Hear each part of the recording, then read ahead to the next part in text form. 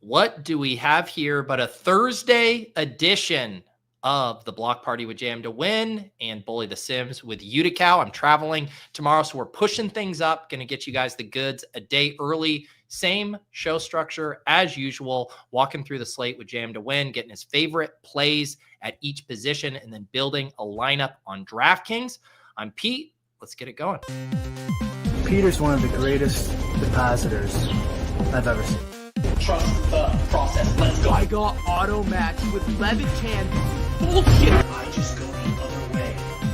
In that 66, I win all the money. All the money. If I had 150 lineups, I'd win too. AP, close 5 bullets in your head like KD. Bust it, bitch, go bust it. And I had 10 pints with me in Russia. Hey, everyone. All right, JM, I think third or fourth show from a different location, but every time you broadcast with me, you seem to be in a different room in the house. Well, it's all different places. So we had 2 weeks ago, we were right outside Tulsa. Last week, we were in Branson, Missouri. This week, we're in Central Oklahoma. It's actually, it's a great day to do Thursday because I'm in Central Oklahoma on 40 acres. There's really no neighbors. Neighbors all have 40 acres or more, surrounded by longhorns and chickens. My mother-in-law is here helping with the kids, so I don't have to get up at 6 a.m. So there's no going to the go-kart track, no soccer practice, no dance classes. There is literally no easier week in my NFL season than this. So I am as ahead as I could possibly be on a Thursday afternoon. So yeah, we're here on Thursday, but I'm going to start my player grid tonight and get a head start on it because I'm that far ahead on the week. So yeah, I feel good. Obviously waiting on some news. We talked about that before the show, but not a ton this week. And I think we said main ones are probably Marvin Harrison Jr., which affects obviously Michael Wilson, trading probably target shares, more so Michael Wilson. And then Dalton Kincaid, which I think is a key one just because of how easy it is to attack the Bengals with tight ends. And so, but outside of that, really nothing that major that we're waiting on. So I think we had a good feel for this slate.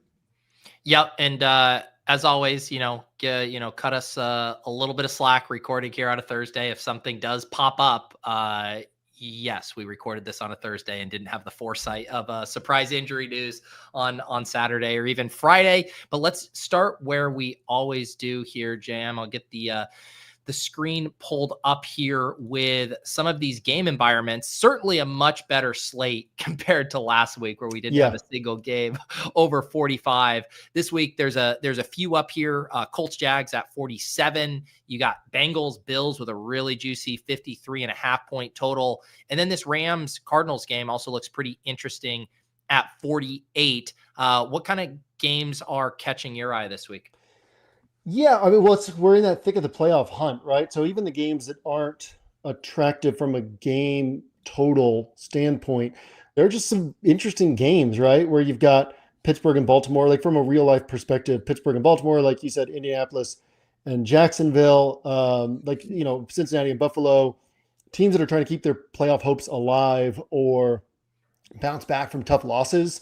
The Rams, going to Arizona. And so, and then Chicago and Green Bay, and so we've got some of these games that could play in different directions. I think that's something we want to think about this week. From a standpoint of where games are likeliest to take off, I see, as far as the comprehensive game environment, I see two, and that's Buffalo and Cincinnati. It's interesting to think about how we attack that one because of how good the Buffalo pass defense can be. I was actually digging into the numbers in my journal yesterday. We have this perception of Buffalo being bad against wide receiver ones. They gave up 3 big games in the first 6 weeks of the season. Maxwell Hairston actually joined the team after those first 6 games. And then since then, they haven't given up more than 20 points to any wide receiver ones. Now, we're talking about Burrow to Jamar Chase. Maxwell Hairston also played only 13 snaps last week. So it's not just him, but it's this defense rounding into form. It's having more depth in the secondary, fewer problems. Taron Johnson missed some time. He's been back. And so it's a good secondary, but and then you can't stop the run. The Bengals can't really run though. They have run well in the past in this matchup. So there's a lot of moving parts here, right? And then how do the Bills attack? It doesn't seem like a spot where the Bills will proactively say, "Here, Josh Allen, take over the game." They've only done that once this year. It was against Tampa, which blitz heavy defense, and it was kind of like, "Look, you're going to make some mistakes, but just go out there from the very start." Buffalo was aggressive, right? That's so rare that they do that, but they're very game plan specific, right? Last week, they really realized, hey, if we run outside zone and duo run blocks against the Pittsburgh Steelers all day, they can't stop us. And that's literally all that they did, right? And so it's interesting to kind of think through how the Bills try to attack this game and how this game might develop to push them in a different direction. And then that Jags Colts one. So to me, let's think about the Jags. If you're a Jags player, if you're a Jags coach, I was talking about this in the journal too, where it's like, from their perspective, I'm not saying it's right or wrong, but they're underdogs at home. They've beat the Chiefs. They've beat the 49ers. They crushed the Chargers at home. They've had some bad losses too, but they're 8-4. They're in first place in this division, and now they're home underdogs, right? Like, this is a spot for them to make a statement. Their offense is consistently producing points in spite of Trevor Lawrence, right? We know that he's capable of the high-level plays. It's just not consistent enough. So this feels like a spot where the Jags are going to come out with a game plan, where Liam Cohen's going to have a game plan. We talked about this last week, right? Where Trevor Lawrence, since the bye, was like QB9 in fantasy points per game, but QB4 in expected fantasy points per game. So like, Liam Cohen's offense is pushing all the right buttons. And I feel like they're going to have a plan here against the Colts. And then the Colts probably won't be able to run, or probably going to be able to pass. That makes them more one-dimensional, a little easier to stop in one regard, but also the passing volume should be there a little bit more than normal. So yeah, I mean, it's a really interesting game where you can see that being like a 38-31 type of game. So those are the two that really stand out in terms of a game playing out the way that we ultimately want a game to play out. Yeah, I like that one a good bit there as well. I mean, two others that kind of stood out to me that I could see playing to the over would be Bears Packers and then Bucks Saints. Anything jump out to you there? Yeah, I mean, so the Bucks season long numbers look really different than the Bucks numbers with Jamel Dean on the field. Jamel Dean came back last week, so I do think that there's some noise when we look at the Bucks, and it's like, oh, they're a bad pass defense. And it's like, are they really, right? Tyler Shuck's also been absolutely horrendous against the blitz, whether pressured or not, and really good when teams are not blitzing and when he's not pressured. I mean, that's not unusual for a young quarterback. And, you know, things don't look right with the Bucks. We were saying that a couple weeks ago with Lamar, and that kind of got me off of the Lamar builds, where like I still had him in kind of my top 4, but it was like, I'm not going to pull the trigger on this on my tighter builds because the Ravens offense just hasn't looked right. It's kind of the same thing with the Bucks, where yes, they can hit. I don't think I'm getting there on tighter builds. The Bears and Packers one, that one's interesting because it's like, yes, but how do we take advantage, right? Because you have the split backfield with the Bears, and then the target's going all these different places. So it's funny. So today, little teaser, let's be pros and try to keep people around throughout the show. We're going to have a block today that's actually like my favorite block. Last week, we tried to not use the same block 2 weeks in a row, right? 2 weeks ago, or week 12, we used the Tyrod Taylor block.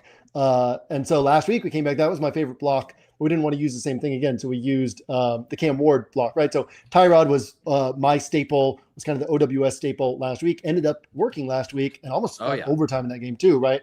The Tyrod and Adonai Mitchell, and throw in Mechie, throw in Breece Hall, however you want to play it. And so that's one of the things this deep into the season, we had it. Like 2 of my biggest weeks this year was last week with Tyrod, and 2 of OWS's biggest weeks. And, you know, the first week where Marvin Harrison Jr. was out, where you get these cheap stacks where you can throw everybody in together into concentrated offense. This week, we don't really have that, where it's like some injury is making the offense more concentrated and we really know where the targets are going. But also, like, the more spread out an offense is, the more guesswork we have. And both of those offenses kind of fall into that category, right? To where A, you need the game to play a certain way that's maybe a coin flip or less than a coin flip to it really playing to the upside. And then B, you still need to get the right guys. So I think Christian Watson looks good on paper. I think the Bears tight ends look good on paper. I think you take a swing on a Bears running back. Josh Jacobs is really popping in projections to me. Yeah. He's a step, 2 steps below the other 3 running backs that are kind of at the top of my list among those higher priced guys. But yeah, that game certainly could play to the upside. I just think it's harder to take advantage of that on our rosters. And so the larger the tournament field you're in, the more willing you are to take on guesswork, because you got to be kind of perfect, right? But the smaller the tournament field you're in, the less guesswork you need to take on. And again, for viewers, like, you guys got to know who you're listening to, right? If you're listening to me this season in particular, it's single entry 3 max. But also, like, even in my MME seasons, where it's been single entry 3 max with, 70% of my bankroll, MME with the rest, it's still, the MME stuff still about like, what's my core? What's my high confidence plays? Then I'm mixing and matching, lower confidence swings around that. So, like, come to me for the high confidence stuff. I feel like I'm one of the best people you can listen to for like what are the highest confidence plays on the slate. But if you're looking for like what can hit, fade some of my thoughts, because there are things that can hit that I'm not going to be on.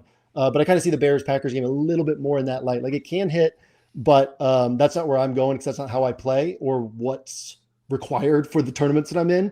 But certainly I think that there's some pieces there that you could think about from a ceiling perspective. And Christian Watson, the Bears tight ends, Bears running backs, and I guess Josh Jacobs being kind of the main one. Josh Jacobs has gone for over 21 points twice this year. And it was against the Bengals in early season Dallas.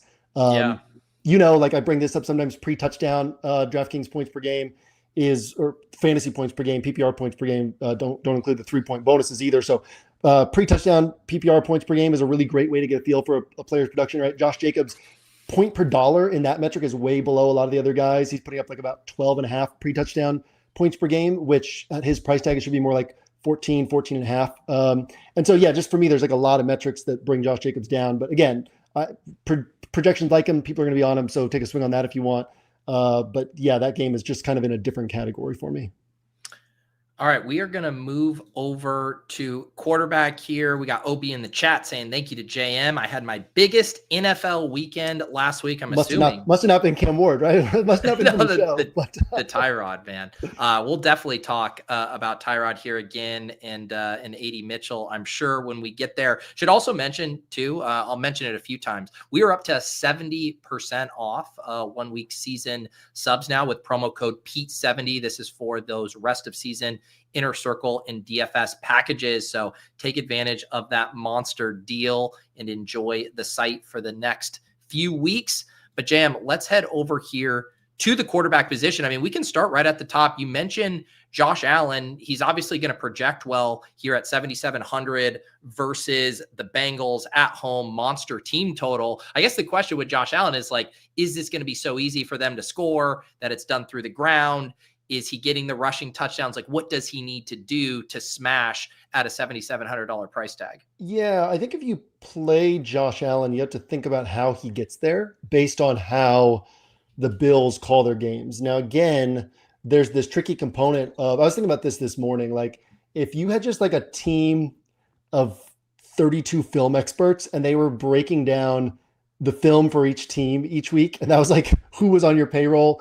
And then they were also then taking the time to think through, okay, if I'm the coach of this team, how am I attacking this team this week, right? We would have such an edge over what we already have because some of these, not all these teams, but once you understand which teams are game plan specific, some of these teams are game plan specific and they're very much breaking down the defense and saying, okay, what's our best path to winning this week? So like that, there's been two things I've been kicking myself about this season where I'm like, I should have seen that. And one of them was the Bills against the Bucs. Like their game plan, it made sense for the game plan to be, let's get aggressive from the start, and because it kind of feels like, okay, then the Bucs will get aggressive, but if they're aggressive and we're aggressive, like our aggressiveness comes ahead over time. This spot, you would think if you're getting into Joe Brady's head that they would say, all right, look, like not necessarily the same thing as last week, but similar, right? We're going to keep the ball on the ground. So how does Josh Allen get things put on his plate? Because there's not like a pass rush. There's not this aggressiveness from the Bengals defense. There's this bad run defense. So how do things get put on Josh Allen's plate to where he's a tournament winner? It's probably from the Bengals scoring a ton of points, right? Yeah. So I think you got to go like overstack here, where you're going Josh Allen and James Cook and Dalton Kincaid, or Josh Allen and James Cook and Khalil Shakir, Josh Allen, Dalton Kincaid, Khalil Shakir, something like that, right? And then you got to have Jamar Chase at minimum. Also, like this is an interesting one. I don't think I'm going to play it on tighter builds, but Samaje Perine plus Chase Brown, which is the backfield, right? They cost 10.9K. You need about 45 points. 3 of the last 10 backfields against Buffalo have put up 45 or more points or 44 or more points. And then like 4 weeks ago, Chase Brown and Perine put up 44, 45 points, right? So they're capable of doing that. And if you're betting on it being like 33 to 38 type game, which is where Josh Allen hits, something like that, that's where that works, right? It's like Josh Allen plus 2 of his guys, plus Chase Brown and Samaje Perine, which nobody's going to play that. Projections are going to hate it. Sims are going to hate it. But it's actually hit. When I was looking through wide receivers this week, you want to know the wide receivers over 5K. If you just take all the games from all those wideouts, the hit rate of 4X games, the hit rate is 6.7% this year. Jeez. That's wild, right? Like I've been saying for years, like, okay, let's understand how pricing works. DraftKings generally prices players in such a way that they generally hit 4X their salary 20 to 25% of the time. Well, all these wideouts, 5K and above, this year have hit less than 7% of the time for that 4x salary multiplier. So you're talking about a Bills defense that's given up 4x to backfields against P. Ryan and Chase Brown's price 30% of the time across their last 10 games. These two have done it in their last 4 or 5 games, right? So you could say there's probably a 15 to 20% chance that this one goes for 4x and nobody's going to be on it. There's edge there. And that's like, okay, that's the type of game where Josh Allen ends up hitting. So I think that Josh Allen's really live on a very thin quarterback slate, but it's about how you play him. And I think you do have to play him the right way to win a tournament, because you're probably not getting the full run out unless the game plays out a certain way. So I think that's what we got to think about with Josh Allen, is less like, are we predicting he hits, and more like, if he hits, how does he hit, and account for that on the builds. Yeah, and kind of like you said, the bad news is it's hard to know how to attack Josh Allen. The week he went nuts against the Bucks, it was Shavers, baby. Yeah, Shavers.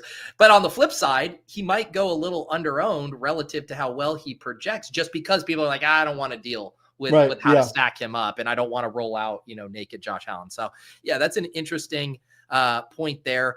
One news item on kind of the high end quarterbacks: Lamar Jackson didn't practice again today. His MO this year has been missing that first practice, but then coming back to limited. So a little interesting that he's now not practicing on a Thursday as well. But what else do you like at the high end? I'm guessing Burrow you like maybe in this same game. What do you think about Stafford in a bounce back spot against the Cards? Yeah. I mean, I think any of these guys are live. I think that they're all kind of thin. Burrow's the least thin, right? Because then you're betting. So Stafford, it's like, we've been playing him saying, okay, so analytically it's easier to run for touchdowns inside the 10 than it is to pass for touchdowns inside the 10, right? The condensed field. And so for years, the Rams were always forward leaning on this type of stuff. They have been one of the run heaviest teams inside the 10. So you get Stafford, you get people who know ball being like, Stafford's a top 5 quarterback or whatever. But the numbers don't bear it out, because he's got like 20 touchdown passes, right? Because they get inside the 10 and Kyren Williams is getting all these touchdowns. Well, this year with Devontae Adams, they've just been like, let's throw it. And so like, we've got such an edge here, right?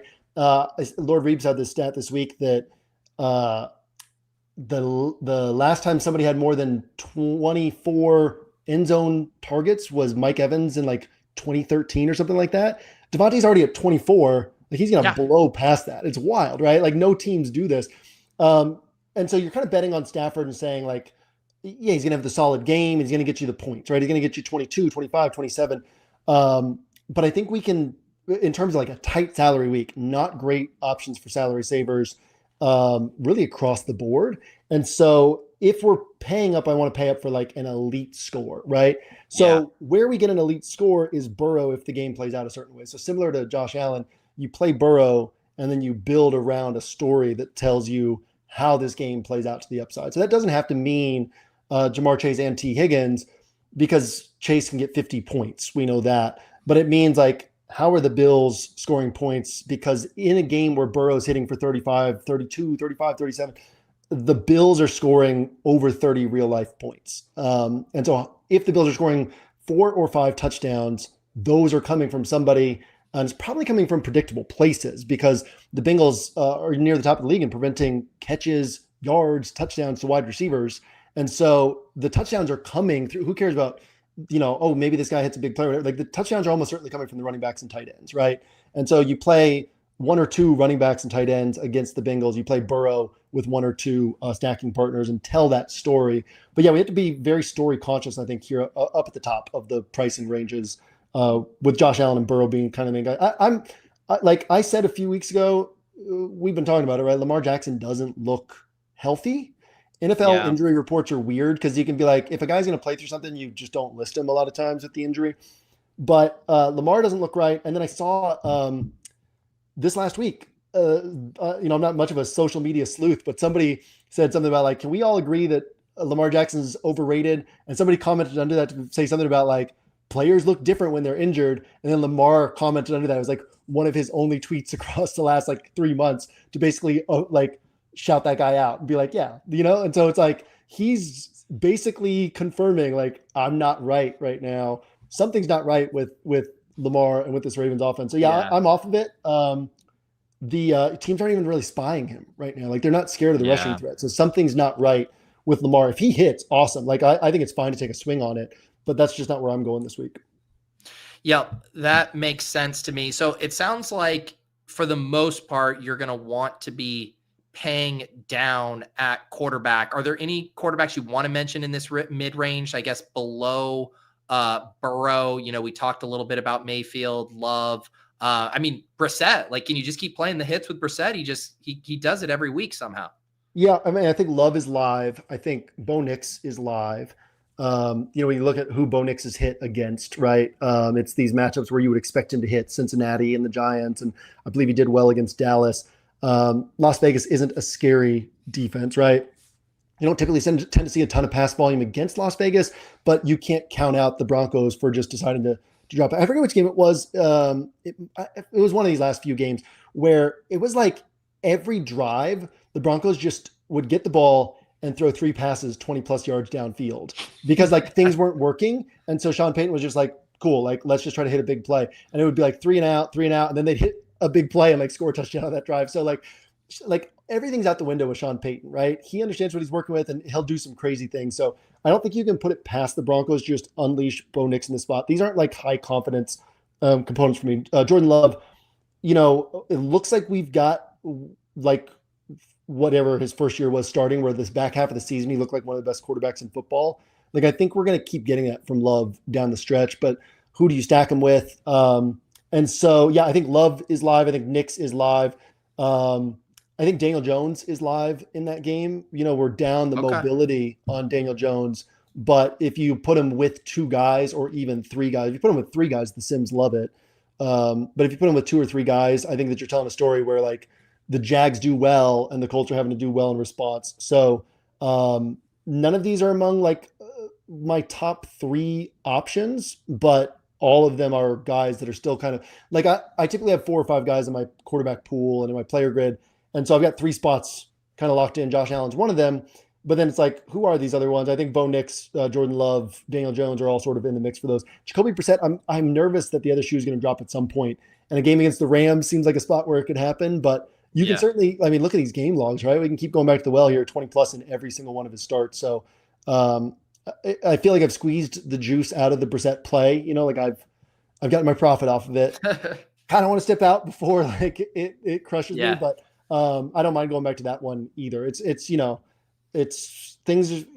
pretty like overlapped at quarterback is how I'll say it. So it sounds like Allen up there, and then some guys you're intrigued by in the mid-range, but no slam dunks. Guessing that means for the most part, you'd rather be sub 5,500 this week. Yeah. And I guess we're saying slam dunks, right? Like these guys aren't slam dunks either, but it's more like if we don't have the slam dunks and if pricing's so tight, like running back gets, so let's talk like comprehensively about a build this week. We just talked about wide receivers, right? 5K and above, sub 7% hit rate for 4X salary multipliers out of all these guys and all their games in the situation that they're in right now. So that didn't include Michael Wilson if Marvin Harrison Jr. is out, right? That changes the math on that. But like these guys with like the quarterback situation, like the Commanders with Mariota under center, just counting those games, right? Sub 7% hit rate. So then it's like, well, what about running back? Well, running back, once you get below Bucky Irving at 7K or Josh Jacobs at 6,800, it gets pretty thin pretty quickly, right? Where it's like, yeah, Breece Hall pops on a point per dollar basis in projections. Some other guys pop on a point per dollar basis in projections, but you're like, do I really feel good about the score I'm getting? So I do want to find salary to spend, but our salary savers outside of tight end are kind of like Luther Burden and Pat Bryant and Dontavian Wicks, right? Where you're not high confidence there. And so I do think that saving some salary, if there's no slam dunks at quarterback, saving some salary at quarterback just kind of makes sense from a roster construction standpoint. I also, it was weird. The big mistake I made last week was I didn't play Seattle defense. And I went to the Browns to save that little bit of salary. And it was because a few weeks ago I had a defense where it was like, I've had such a high hit rate on defense this year that there was a week where it was like, okay, I got to find the salary to get up to this higher price defense. And that defense got me like 5 points, And it was just like, it kind of spooked me. Like, I spent all the salary on a high variance position and it messed up my roster as a result. And so I kind of like overreacted to that, right? I've had like 5 weeks where defense was a big part of me having a successful week. And then that one week it was like, oh, let me move off this, right? So I saved that salary off the Seahawks to get down to the Browns last week. And then that's a 30-point swing or 28-point swing, whatever it is, right? And so still a profitable week, but it's like, oh my gosh, like literally just going up to I finished it like in the top 10% of tournaments fields without the Seahawks defense. It's like, oh my gosh, I literally just go up there. That's an extra 30, like I'm in the top 4 or 5 spots in these tournaments. And so this is a week where you've got the Broncos and Browns, you got all this tight pricing. You got the Broncos and Browns, the 2 top sack teams in the NFL, taking on the Raiders and Titans, the 2 top sack takers in the NFL, where you feel like, oh, we're probably getting 14 plus points from each of these defenses. Got a good shot at that, right? And one of them could easily score 20 plus. So I kind of want to save the salary for there. So yeah, all that to say, like, it's less about I like these other quarterbacks more and more about how I'm building a roster this week. It just kind of points me toward if there's no slam dunks up top, and I'm not building around the story of one of these higher priced quarterbacks going off, then I do want to get down. So yeah, and getting down, I don't know, Pete, what do you think? What are we working with here on these sub 5K? What would you think would be the 2 guys that I'd be going to down here? You got a guess? Oh yeah, I mean, my guess would be Lawerence and Tyrod Taylor would be your 2. Yeah, bingo, right? So like, and it's one of those things too where I was like, how far off am I on these, right? And I log into ETR and I sort by their like GPP value rankings. And it was like, well, these guys are, I don't know, they're like 2 of the, I don't want to give away stuff that's behind a paywall, but like 2 of the top 4 or 5 guys in GPP value from their, projections and rankings. And our GPP value in the Bink machine will kind of come around deeper into the week and I'll check it there and see what that one's saying. But it's like, okay, I'm not wrong on this, because I don't really look at projections. I do all of this through watching the games, listening to stuff, kind of understanding the analytics and how these teams play. And then I'll sort of fact check my stuff against projections toward the end of the week to just be like, am I way off on anything? And yeah, it's like, well, shoot, like the projections back me up on this as well, that this is one of the better ways to go, right? We've got them, we use FTN's projections, but we've got them as one of the better point per dollar, 2 of the better point per dollar plays. Like I said, our GPP value stuff will kind of come around and be more valuable tomorrow. But the right now it's like, well, yeah, this isn't wrong to go this direction. And so, yeah, I think Trevor Lawrence, I've kind of painted the story of that game. And then Tyrod Taylor, just this idea of like, he's 4,900, he's got 18.7 against the Bucks. He's got whatever he had last week, 21 points. And he's got the one bad game against Baltimore, 13.8. And even that doesn't kill you on a week like this at 4,900. So yeah, I think those are the 2 guys down here who I'm drawn toward. All right. I like it. Yeah. I mean, the Tyrod stuff too. And then to get another good matchup and like you were saying, I think both Lawerence with the rushing and Tyrod kind of with how they're playing right now and with AD Mitchell unlocking the deep game, it's almost, is it more the floor that you kind of get excited about with these guys where it's like Tyrod's probably not likely to go for 30. I guess Lawerence can in the right thing if he does a mini Josh Allen. So maybe there's more of a ceiling there, but is it the stacking dynamics for Tyrod too that just make it so easy to line up in the similar way to how it was lining up with Brissett with Michael Wilson and McBride there for a little bit? Yeah, well, Tyrod's especially interesting because I don't even like Miami's been nails against wideouts this year, and we'll talk about that when we get to wide receiver. I went through and actually pulled out all the game logs of wide receiver ones against them, and they haven't faced like a murderer's row of wide receiver ones. But Adonai Mitchell's not a murderer's row piece either, right? No wide receiver one has more than 9 targets against them. Typically, they're seeing like 5 to 8 targets against Miami. And then, like, do I trust Mason Taylor as the stacking partner? I don't know. Like, Mason Taylor and Tyrod are 8.2K. You got a fun little block name, right? Because it's Tyrod plus Taylor.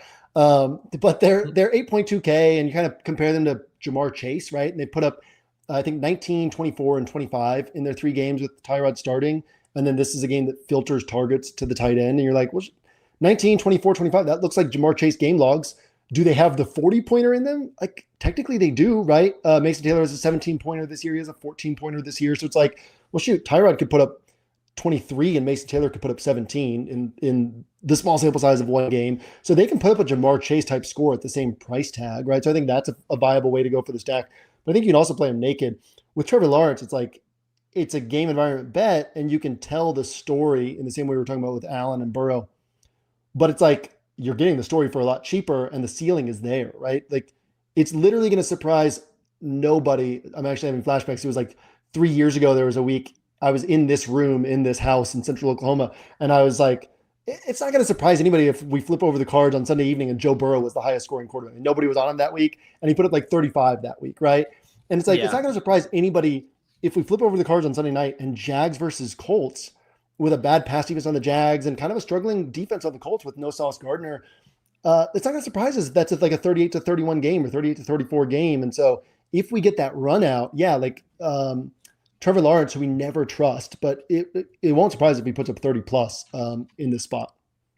Yeah, I like it going back to the well there. I guess I'll just toss a couple extra names out. Obviously, they're not on your short list because we've kind of narrowed in on that. But, other guys who could be intriguing values, Marcus Mariota, 5K, but he gets that blitz that Darnold just enjoyed last week. Tyler Shuck against Tampa, but you mentioned him struggling with the blitz as well. Is there anything else down here in dumpster zone you'd entertain? Yeah, I've been on and off Mariota in my thoughts. I think totally fine to go there. Just how well he's played, right? Where you can kind of trust the numbers. It's a large enough sample size that that we've gotten from him to be like, yeah, well, like he can do this again. I'm not going to get there against Minnesota, but I certainly can see the case for getting there, right? I don't think that's a bad play, and yeah, I think Shuck and JJ McCarthy are going to pop in projections, but like that can be kind of an I know better than projections type of situation on McCarthy in particular, but then also on Tyler Shuck with just like this matchup against Tampa. I don't think it's a great matchup for him. So I'm fine with it. But, when you talk about the ceiling not being there, I think the ceiling is higher on Tyrod than he's shown, right? He can go for not 30, but he can go for like 24, 25, 26. I think it's harder for Shuck to get to a score like that. So I'd rather just get up to Tyrod over Shuck.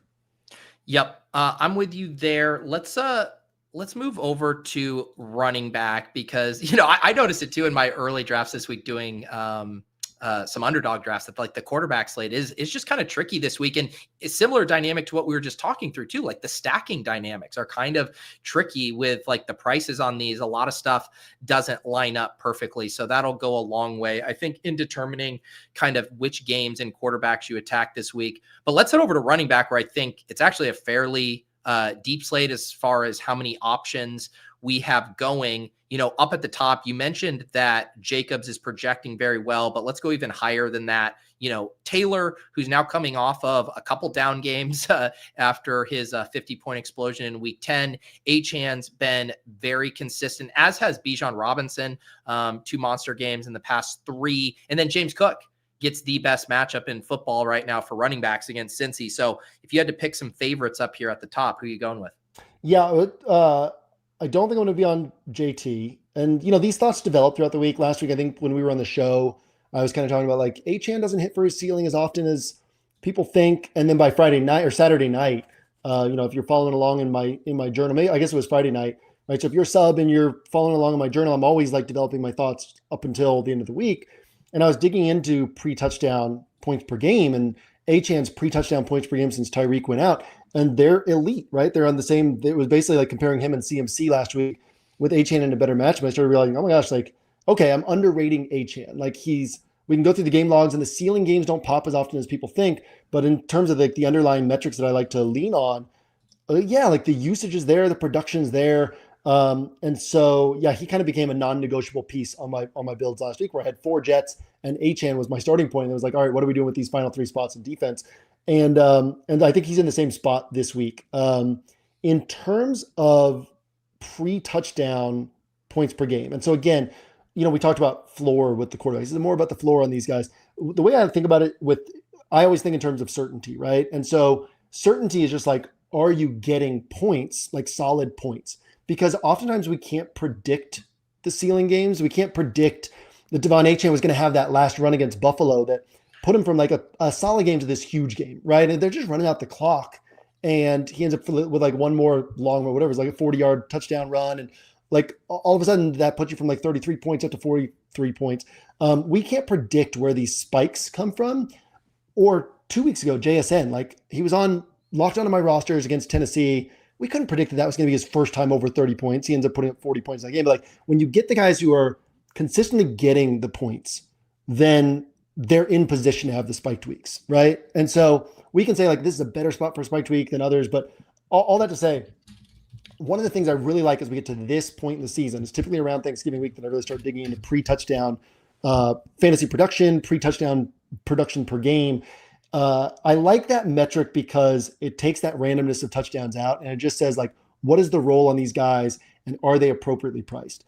So the three running backs who are appropriately priced by this metric are Devon Achane, since Tyreek Hill went out, James Cook, and then Bucky Irving. And so you can look at Bucky Irving in his 5 games this year. You can look at Bucky Irving across his last 13 regular season games since he took over the lead role in this offense. And he actually ranks better than Achane and Cook do this, like better than Achane does post. And my Achane numbers post Tyreek, I take out that Cleveland game because that was such a weird game, right? So Achane post Tyreek without the Cleveland game. James Cook on the season, obviously, he's had his ups and downs. But then Bucky Irving across this 13-game sample, across his 5 games this year, he's actually a better value in terms of pre-touchdown points per game. Now, obviously, Achane has 7 touchdowns in this 7-game sample. Irving has 3 touchdowns in 5 games this year, 8 touchdowns in this 13-game sample. So higher touchdown equity on Achane, higher chance of a 100-yard bonus on Achane. But point being, like, if you've got to save some salary, Bucky Irving actually, he wasn't in my initial pool. And then I started digging into some things deeper last night. I was like, oh my gosh, like I'm overlooking Bucky Irving. Projections are overlooking Bucky Irving. And so, yeah, I think he's going to be, maybe he'll gain some steam throughout the week, but those are the 3 guys to me. And I'm not going to argue against Bijan, but I don't like the matchup against Seattle. I'm not going to argue against Jonathan Taylor, but I don't like the matchup against Jacksonville. I'm not going to argue against Derrick Henry, but this offense just doesn't look right as a whole right now. Yeah. And I said in my journal last night, I don't like talking down players. I don't see that as my role. Like my role is, here are the plays I like, but I did shout out specifically Josh Jacobs in 2 games over 21 points this year against Cincy and early season Dallas, lower pre-touchdown points per game than he's overpriced in terms of that metric. And so, for me, he's not on my list, and those things he can hit this week, but over time, like not playing those plays is edge. And so that's how I look at him. And it's kind of these 3 high price guys, but what I don't know, you said it's a deep slate. I'm more interested to get into these cheaper guys and see, who are you seeing? Who do people like? Cause people can take different positions on these other high price guys. To me, Achane, Cook, Bucky Irving are all really sharp plays. I think projections will ultimately back me up by the end of the week. And I think they'll all, gain some ownership, but I don't love anything below those guys. So I'm curious, what you're seeing below there and where you kind of think the field might be going below there. Yeah, I mean, the names that would stand out to me, after we get below Jacobs is I like Breece Hall. The chat was talking about Quinshon Judkins, obviously gets this Tennessee defense who's been very poor. I like that. I have some interest in RJ Harvey against Las Vegas. Those would be 3 off the top of my head. And then Kenneth Walker, the role still has been pretty good. There was a really weird game flow, obviously, last week with all the defensive stuff there. So those would be 4 names I'm interested in there. But I mean, I agree. They're not as high conviction. You can start to poke holes, in the roles there. But there is some stuff where I see kind of the tournament winning upside from some of these plays. Yeah. Yeah. Those would be the guys, for me too. It's interesting, right? Again, thinking about roster construction. I love JSN this week. I think he's in a great bounce back spot. I like Puka this week. I like Jamar Chase this week. But then also, I think the Colts wideouts are in a great spot. Michael Wilson, if things keep trending this way with Marvin Harrison Jr. missing, is in a good spot. You got Tyler Warren. I mean, Trey McBride looks great too, but you got Tyler Warren and then all these there's plenty of other tight ends cheaper than him that all look good. So it's there's places to save salary at wide receiver and tight end, and less so at running back, right? So I like my rosters more when I have Michael Wilson instead of RJ Harvey, and then that forces me to Achane instead of JSN. So I guess roster construction wise, I do still kind of like not paying down on these guys. But yeah, I think Breece Hall, we're hoping, right? We're just hoping for the game to get there. He's got the 36-pointer against Cincy. Again, Cincy, we look through the game logs, and that's always the outlier in these game logs. Everything else, and 21.5 against Dallas, and everything else is under 20. So the metrics are there. Everything looks good on paper, but then you're like, well, it's not happening. It's still not a great offense. So yeah, I like it. Quinshon Judkins, Tennessee's actually a decent run defense, and they played really well of late. It's just they give up a lot of touchdowns. So then it's Are they giving up a lot of touchdowns to Shador and the Browns? I was saying, like, I could see this being a game where Judkins has 25 carries for under 100 yards, right? I think we get 11 to 16 from him before the touchdowns. And that's that's like 80 to 100 yards. So maybe he gets a 100-yard bonus. Maybe he doesn't. His is very small pass game role. So then it's like, does he get the 1 or 2 touchdowns? And I think that's kind of the bet that you're making, is whether or not he gets 1 or 2 touchdowns. So yeah, Judkins, like when I was running a bunch of rosters in the Bink machine last night with my pool, these were guys that I left in my pool at like smaller percentages to see what rosters look like with them. It was Breece Hall, Quinshon Judkins, and RJ Harvey. Kenneth Walker, I'm less on because, again, Charbonnet's role is still real, and he's going to score some touchdowns. And Atlanta is good against outside zone, which is a lot of what Kenneth Walker runs. You see it on film, and you see it, in the metrics. And so, I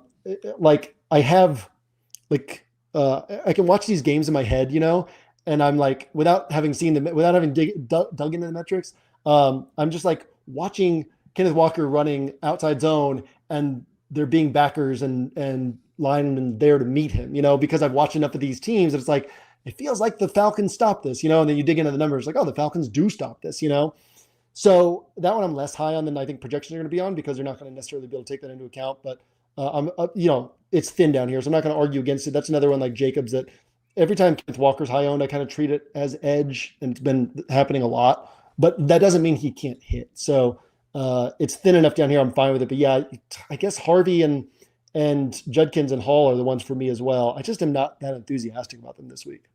Yeah.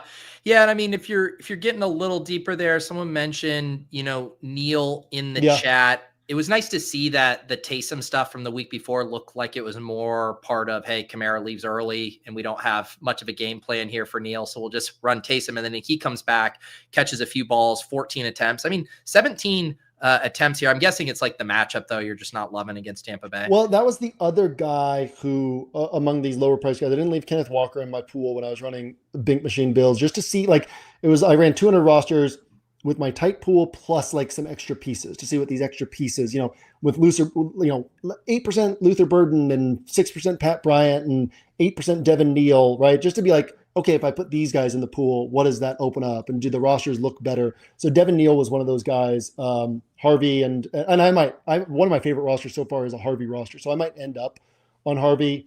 But Harvey, Judkins, Breece Hall, and Devin Neal. Those are the 4 guys that I left in the pool. So yeah, I'm with you guys on Devin Neal. One of the worst matchups on the ground, but one of the best matchups through the air for backs. And that's where we get more of our points.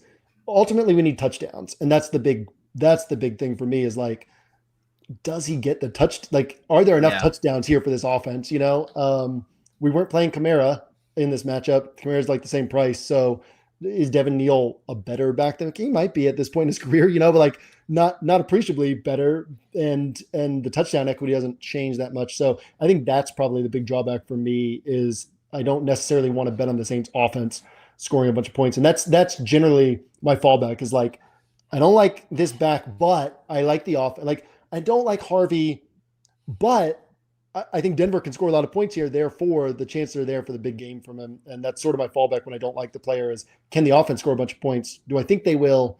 Okay, I'll put this guy in, right? That's a way to do it. And so Harvey ranks above the other ones for me because of that. Yeah, because you got to think about the 2v2s and the opportunity cost of, like, even if you get 15 points from Devin Neal, like decent, return on your 5,100, there's going to be these running backs who go for 30. And if 2 of them who are locked into a lot of rosters do that, that's a lot of ground to cover. Now you have to hit on your 2 high-priced wide receivers or high-priced tight end. You need a couple of 30 scores there, to balance things out. So it gets trickier trying to win those on the low-end running back, I think, versus the high-end ones. Yeah. So ideally, if we're playing a running back, we recognize that getting 15 points would be fine in this price range, but we are hoping to select the guy who has a pathway to 25 to 30. And so I guess that's what I'm getting at, is like, Neal could score 15 and Harvey could score 6, 7, but that still doesn't win you the tournament, right? But Neal is far less likely to score 25 than Harvey is. Right. And so finding that, like, taking the guy who has the ceiling and can get you that run out and actually keep you on that tournament winning pace. And so, yeah, that's where Harvey, I mean, 21 last week. He had the 24.1 against Dallas, 19 early in the year against Cincy. It's funny how often you go through these game logs. It's like, well, it was Cincy and Dallas, right? And then the 16.6 against Houston. Like he doesn't run the way that they need a running back to run. He runs outside the blocks and tries to hit home runs. And a lot of times just running straight is going to get you 7-8 yards and just keep stacking points. But certainly the big play upside there and the touchdown equity is there. And so Harvey's just the guy with the higher chance of hitting for the big game. I guess I'd put Breece Hall at the next likeliest hit for the big game, then Judkins, and then Devin Neal after that. All right, let's head over to wide receiver, where we kind of have a clear top three at the top in JSN, Puka, Chase. And then I do think it's kind of fun or not fun, depending on your perspective, to talk about the Puka situation through the lens of Devontae Adams and just what a massive, drain on Puka's high end ceiling Adams has been by just, Puka is not involved in the red zone whatsoever. So curious on your thoughts on the big three and specifically Puka there. Yeah, the Devontae one's fun, right? Because like Sean McVay really courted Devontae Adams. He made a highlight reel of Devontae Adams and like, here's how you'll fit into our offense. And he's like really college recruiting him, right? And it feels very much like he's wanting to keep Devontae Adams happy and engaged and prove to Devontae Adams, here's why we brought you here, and he doesn't care. It's funny to me, these coaches who will, call, put a different running back in because, this guy's already gotten 2 touchdowns near the goal line. Let's get this other guy a touchdown. Sean McVay is like, no, man, this is working. Just keep pushing this button over and over again. Yeah, the first thing I did this week, Pete, was the very first practice build. Oh, can I put JSN and Puka and Jamar Chase onto a roster together? Oh, man, wow. It gets ugly quickly. I was down you're gonna learn Devin Neal on that roster. I was down in the Jeremy McNichols range, and it's I don't think that's where we're going this week, but yeah, these guys stand out right away. Puka's funny because he's actually still, his start of his season was so good that he is still better point per dollar than JSN and Jamar Chase in terms of pre-touchdown production. I believe it. Yeah. But since he came back from the injury, he's way below that. He's way overpriced. Since he came back from injury, his production says he should be priced 7.5K. But the last 2 weeks, his snap share was back up. His target share is back up. So it's if you look under the hood and trust what you're seeing, it says that early season production is primed to come back around. So I'm willing to trust that. I ended up on Puka on my main build last week over JSN just because I just really didn't like the matchup against Minnesota. I mean, thank goodness, right? Because I didn't get the Seahawks defense right. So I had to get something else. And at least Puka had his worst game of the year outside of the game in which he got injured, but that was better than taking the dud from JSN. And, Tyrod and company were enough to keep me on track on a really tough week. But yeah, I think all three of these guys are good plays. I like JSN the most. I think the ceiling's highest on him. And then, or I shouldn't even say that, the ceiling's highest on Jamar Chase. JSN's not going to put up a 55-point game. Puka's not going to put up a 55-point game. That's within the range of outcomes for Jamar Chase in a game where it's 38-44, things went crazy, back and forth. Burrow was on fire. Bengals had to win this game. Legendary Jamar Chase game. So the ceiling is highest on Chase. The chances of getting to ceiling are highest on JSN. And so I think what we're likely to see from Chase is another one of these, 19 to 24, 25 point games, which will be solid, but not game changing. I think what we're likely to see from Puka is another 17 to 25 point game. And then JSN, it's 20 to 30, but it wouldn't be surprising if we get another Tennessee type game. And so JSN is kind of the best play, but also the ultimate run out that tilts toward Jamar Chase. And you could rank these guys in any order, and I think it's perfectly sharp. It's tough because I want to get these high price running backs where the confidence is, but I almost want to, right now I've got kind of 5 rosters set aside, and JSN's on one of them, Puka's on one of them. And at least with one of those, I think the JSN one I had to get down to RJ Harvey, and the Puka one I'm able to do it with James Cook and Bucky Irving, right? So you're able to kind of get all of them on it together, and I like the build. But and I don't think I have a Jamar Chase roster set aside yet, but I'd love to have a roster with each of them It's just Yeah. hard because I also don't want to go down to low confidence at running back to make it happen. But I like all three guys this week and want to have some exposure to all three guys this week. In the mid range, we do have kind of lots of, Q tag stuff, Drake London, who's had an extended absence. Chris Olave continues to deal with these back spasms. Higgins is working his way through the concussion protocol. And then you got some guys in here who have really strong target shares, but, running a little poor on touchdowns in the case of Puka, Waddle, Jefferson dealing with the quarterback issues. Anything in this, sub 8K to 6K range that jumps out to you? No, nothing that jumps out to me. Ibuka's dealing with quarterback issues too. I think he's got the highest or second highest inaccurate target rate over like the last 5 or 6 weeks. I mean, things are just not right in that connection right now. We know Zay Flowers has got the one game in week 1, but doesn't have, high touchdown equity and no other games over 15 DraftKings points. Waddle, we've got this run based. He's got these he's got like a not JSN level usage on a per route basis, but like he's in that upper echelon on a per route basis, but they're just not throwing a lot, because of they're hiding Tua right now. And the defense is playing well. The run game's been awesome and all of this has been working. So why would they change here on the road in New York? And so, we feel pretty comfortable in that. If Drake London were to come back, that's the one where it's like Drake London before he got hurt and Penix got hurt, these are outrageous numbers. This is outrageous production, he should be priced at 8,700 based on what he was doing. But you also have the Kirk Cousins factor. I don't know that I would trust Kirk Cousins to get the ball to him. It's against Seattle. So I expect Drake London to miss. He's missed both practices so far this week. So I think out of all these guys, Olave is the one I like the most. And then obviously Higgins, you can roll him into this game. I mean, Higgins you can play as a one-off too. It's just a low floor, a high ceiling, right? You can get 30 points from Higgins, and that doesn't necessarily mean that Burrow's the way you had to go or that this game environment plays a certain way. So Higgins is more like you take a home run swing, it could wreck your roster. And that's not typically how I build because I don't think you usually have to in single entry 3 max with fewer than 2,000 entries. But if he gets the high-end run out, you'll wish you had him. So no, I think Higgins is in the mix. I think Olave is in the mix. Because of the way pricing works this week, I'm not seeing that as the best way to build. So I'll be off of it. But I think in terms of just individual plays, both those guys would be the two guys in here that I'm like, no, I'd be totally fine with that play going on a roster. Ibuka's kind of like, right now he's in kind of like my bonus tier 2 wide receivers because I can see him having a game. It's just not where I'm going to go this week. The confidence is even lower on him than these other guys. I know I had the moment on Monday where, I'd been watching a decent bit of that game and you see Godwin getting more involved and Godwin drops the touchdown. And I was like, man, do we need to kind of rethink how we think about Ibuka with Godwin getting back up to full strength? But then I go and look at the underlying utilization and he's got over a 30% target share with Ibuka. Like maybe everything's going to be fine. And he just needs to, like you said, some Baker issues, running a little cold on touchdowns relative to what he did at the beginning of the season. But the underlying stuff is still really good. Yeah. And he never should have been priced as high as he was.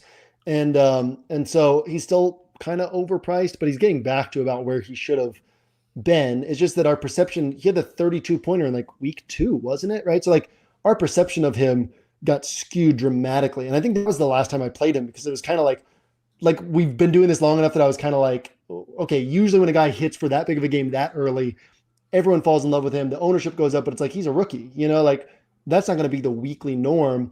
And, but now we're kind of starting getting to the point where, he is appropriately priced or maybe even slightly underpriced. So that's, like I said, another one I don't mind. I kind of want to see it from Baker before I get there myself. In a game where I think the Saints face the second highest opponent rush play rate in the NFL, because, other teams are always in control of these games against them. O-line's getting healthier for the Bucs. They have Bucky Irving back, so I don't expect heavy pass volume either from the Bucs. And that's another thing that pulls me off of this play. Yep. Let's go down to the 5K range because this is where it really gets fun as far as values. We mentioned if Marvin Harrison doesn't play, I don't think anyone should have questions about Michael Wilson at this point, especially at this salary at 5,600.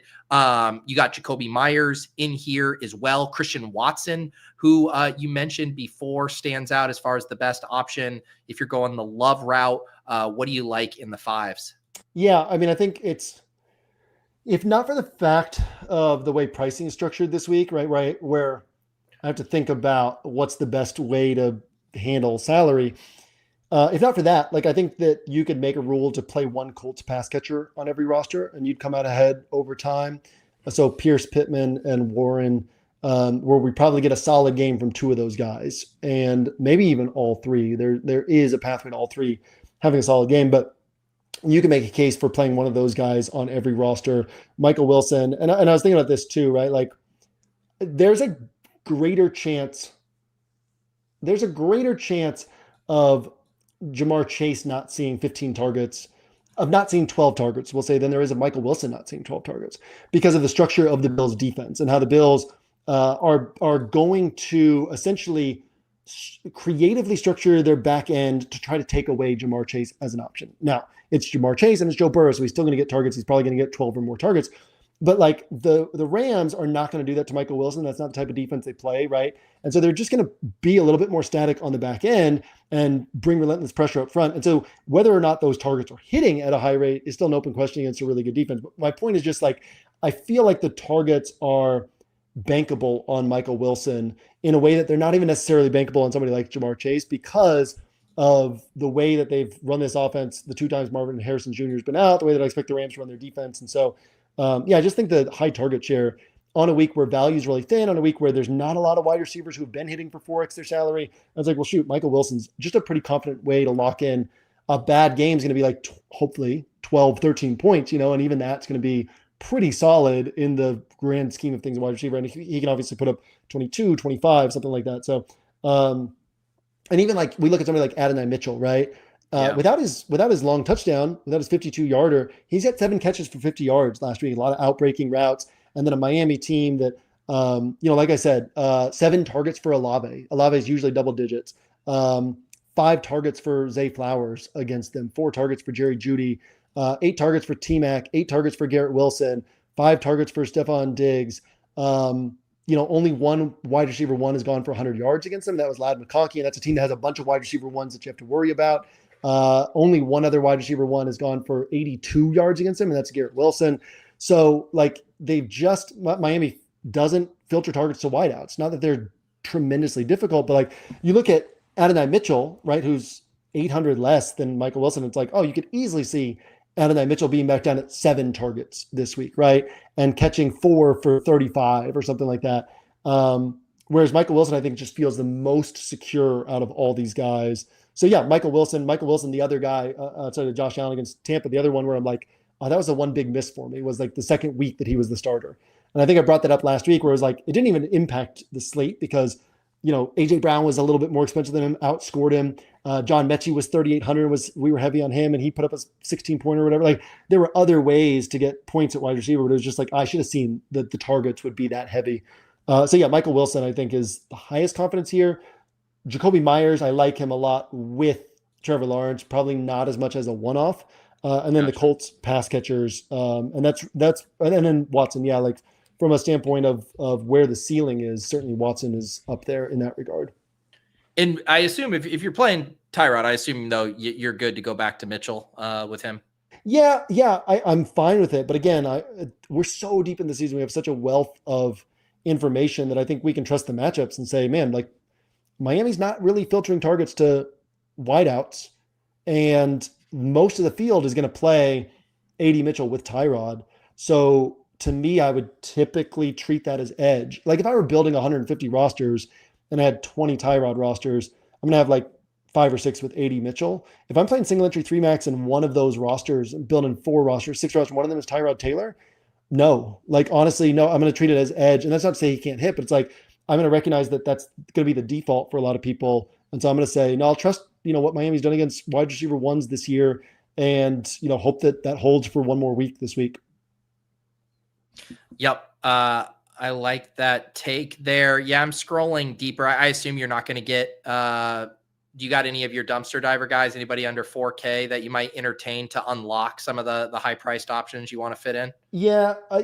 We've got so many good cheap tight ends. And so that's an easy way to unlock salary. You've got Brenton Strange, you got Jawan Johnson, you've got Kyle Pitts, which I hate to say, you got Dalton Kincaid. You can go down to Colson Loveland, you can go down to Gunnar Helm. There's so many ways to free up salary at tight end, that the places where I found myself going down at wide receiver, Pat Bryant, I don't want to chase Devon Bailey, but he is a guy that we liked last year. Wouldn't shock me if he has another good game here. Luther Burden, Dontavian Wicks, if we've got all the injuries again and Dontavian Wicks is going to be on the field. But the places where I've been doing that is if I end up using Trey McBride in like the flex spot, right? So you've got like Brenton Strange and Trey McBride, and I still want two of those high-priced running backs or one of those high-priced running backs and one of the high-priced wide receivers. So you got to save money at a wide receiver spot. And those are the rosters where I like going down to one of these Pat Bryants or Luther Burdens or Dontavian Wicks or whoever it might be. And yeah, in the player grid, I'll kind of dive into the options there among cheap wideouts. But structurally, the way I like doing it is doing that on a roster where I'm paying up for Trey McBride, because then I can get Trey McBride, Bucky Irving and James Cook, or Devon Achane and James Cook, or JSN and James Cook and Trey McBride, or however it works, right? But you've got to get down at another spot and get down to one of these cheap wideouts. And that's where I like doing it.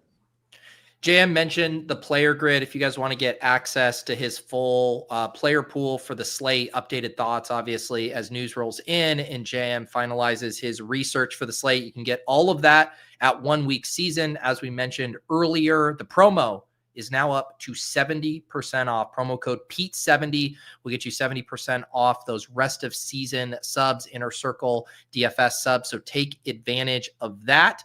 And let's head over to the tight end position where, holy cow, Trey McBride now costs $8,000. They made it $7,800 last week. People said, you know what?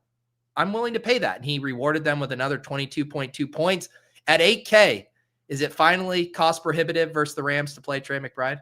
It's not. I mean, in terms of, his numbers with Brissett pre-touchdown points per game, like he's right up there with he's actually better than Devon Achane in these 7 games without Tyreek minus the Cleveland game. He's actually better than James Cook on the season. And so, and then like Achane, he's also scoring the touchdowns, right? He's got 7 in 7 games with Jacoby Brissett. So if you look at like, what is his production? If we strip away the touchdowns, it literally justifies the price tag. And in fact, he's one of the better values. And then he's got the touchdowns. So again, structurally, there's so much to like a cheaper tight end. There's so much less to like a cheaper running back that it's like, okay, I can justify not playing McBride. But also, if you can figure out a way to make McBride work and the roster is sharp across the board, it still works. So yeah, McBride, I mean, we still got to get to the building block, and I know you got to get Youdacao in here. And so we don't want to spend too much time on tight end, but yeah, I think McBride's super sharp. And then I'll just run through, and I'll also mention really quickly, I've got another building block that won't be on our roster that I really like. That'll be in the player grid.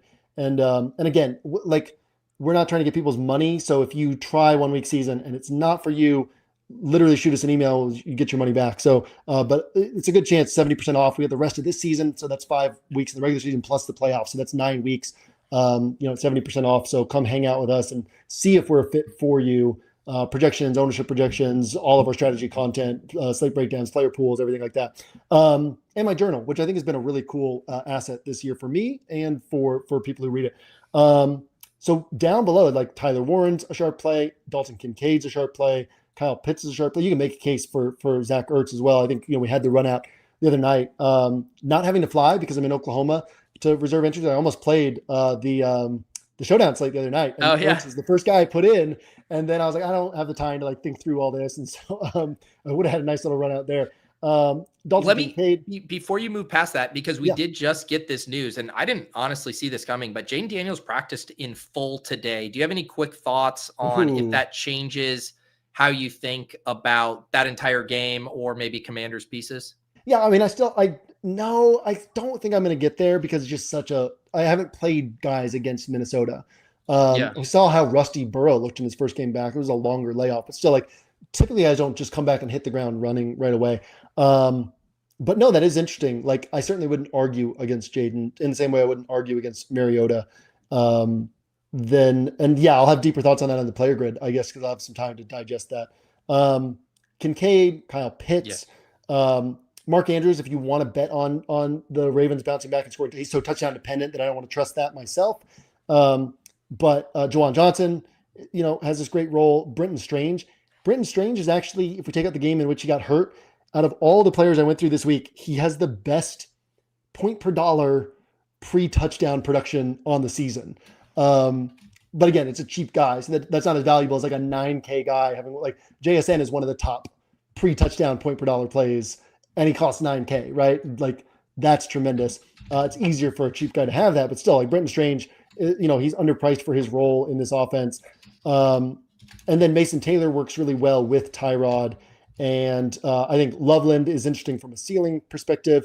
And we can even get down to Gunnar Helm, who's not being used enough, but he's just so awesome. Gunnar Helm is awesome. Nobody watches Titans games, but if you ever want to put yourself through, the pain of watching a Titans game, you get to watch Gunnar Helm pop a little bit. And Darnell Washington, honestly, it keeps happening. He's going to get his 6 to 8 to 10 points.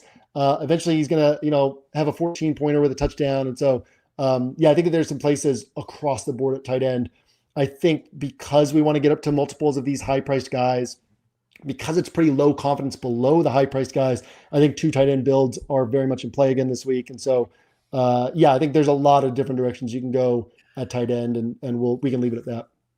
I did just just running a couple minutes late as well. So we don't have to sprint through this lineup build here. I guess I know it's kind of a hard question, but it is at the tight ends, like from a projection standpoint, it's pretty clearly McBride, Bowers, Warren, and then a lot of guys. Do you have a favorite here? Or is this going to transition us into the building block as far as your favorite guy after Warren price adjusted? Yeah, I mean, Dalton Kincaid is my favorite if he plays. Okay.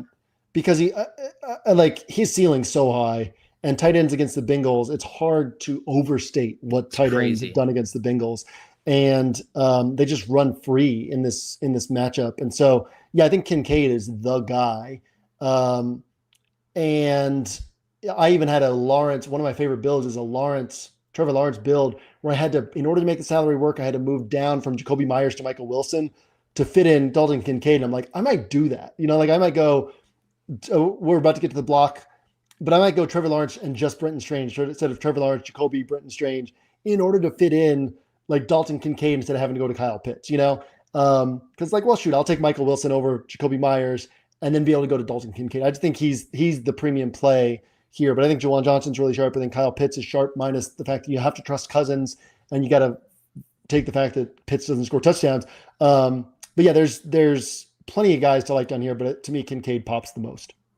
Yeah, I just pulled up on screen the Fantasy Life DVP boost for opposing tight ends. Bengals give up an 8.6 boost. The next closest is the Dolphins +3. So it's just completely. And again, the Dolphins, that's because they're filtering targets away from wideouts toward tight ends, which is why I think the Tyrod plus Taylor stack is kind of the way to play that one. Yeah. Projections aren't going to like it. Sims aren't going to like it, but it is honestly the sharpest way to build through that one, in my opinion. All right. We've kind of teased it. Let's get to our building blocks and building a week 14 lineup here on DraftKings.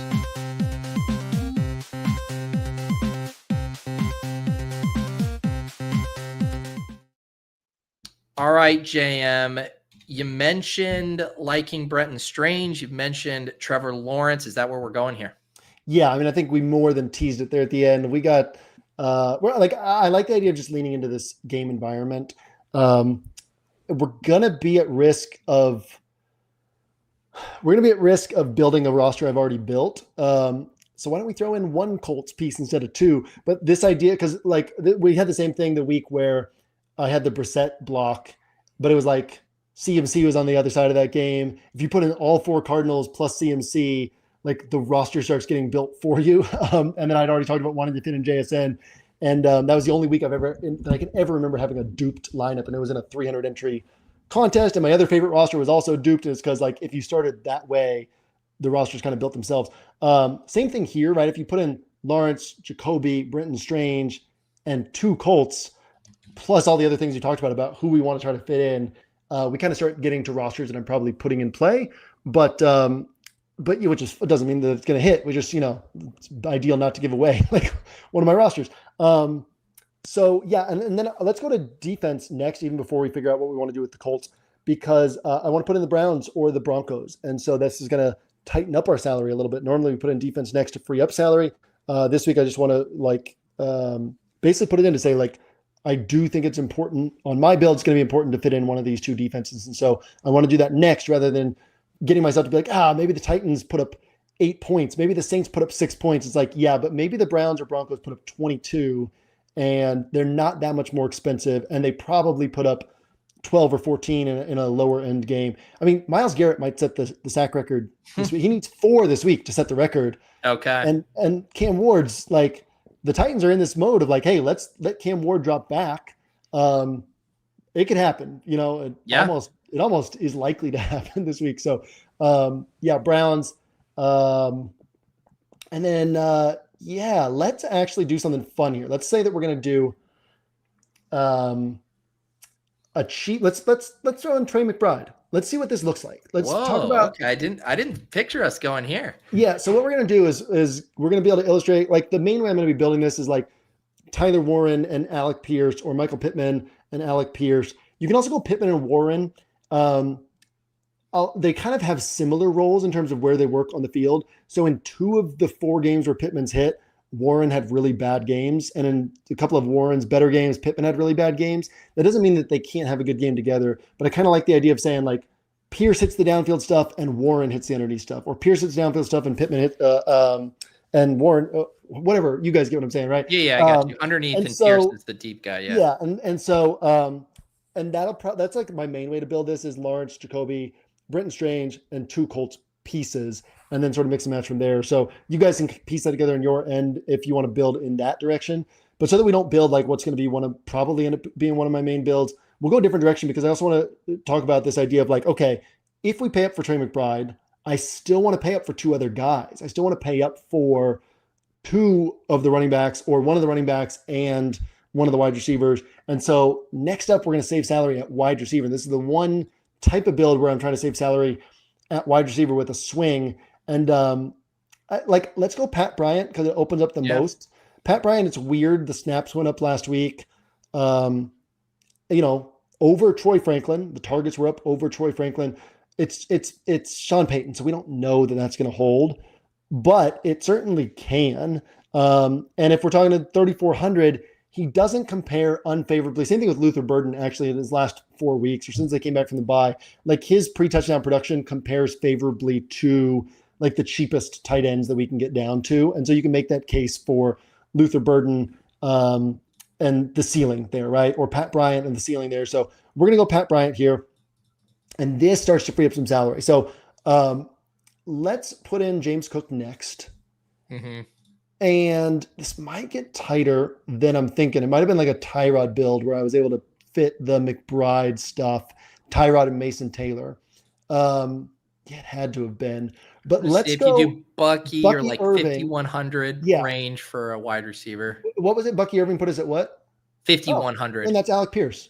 And fits onto this build, right? So we get our bring back. We need the bring back anyway. So that's actually a gorgeous build. And this is what I'm talking about is like, on this week, there's going to be a lot of rosters that have 2 or 3 spots that if you built it, you're like, oh, I don't like these spots, but it makes these other things work. So my goal is to get down to 1 spot.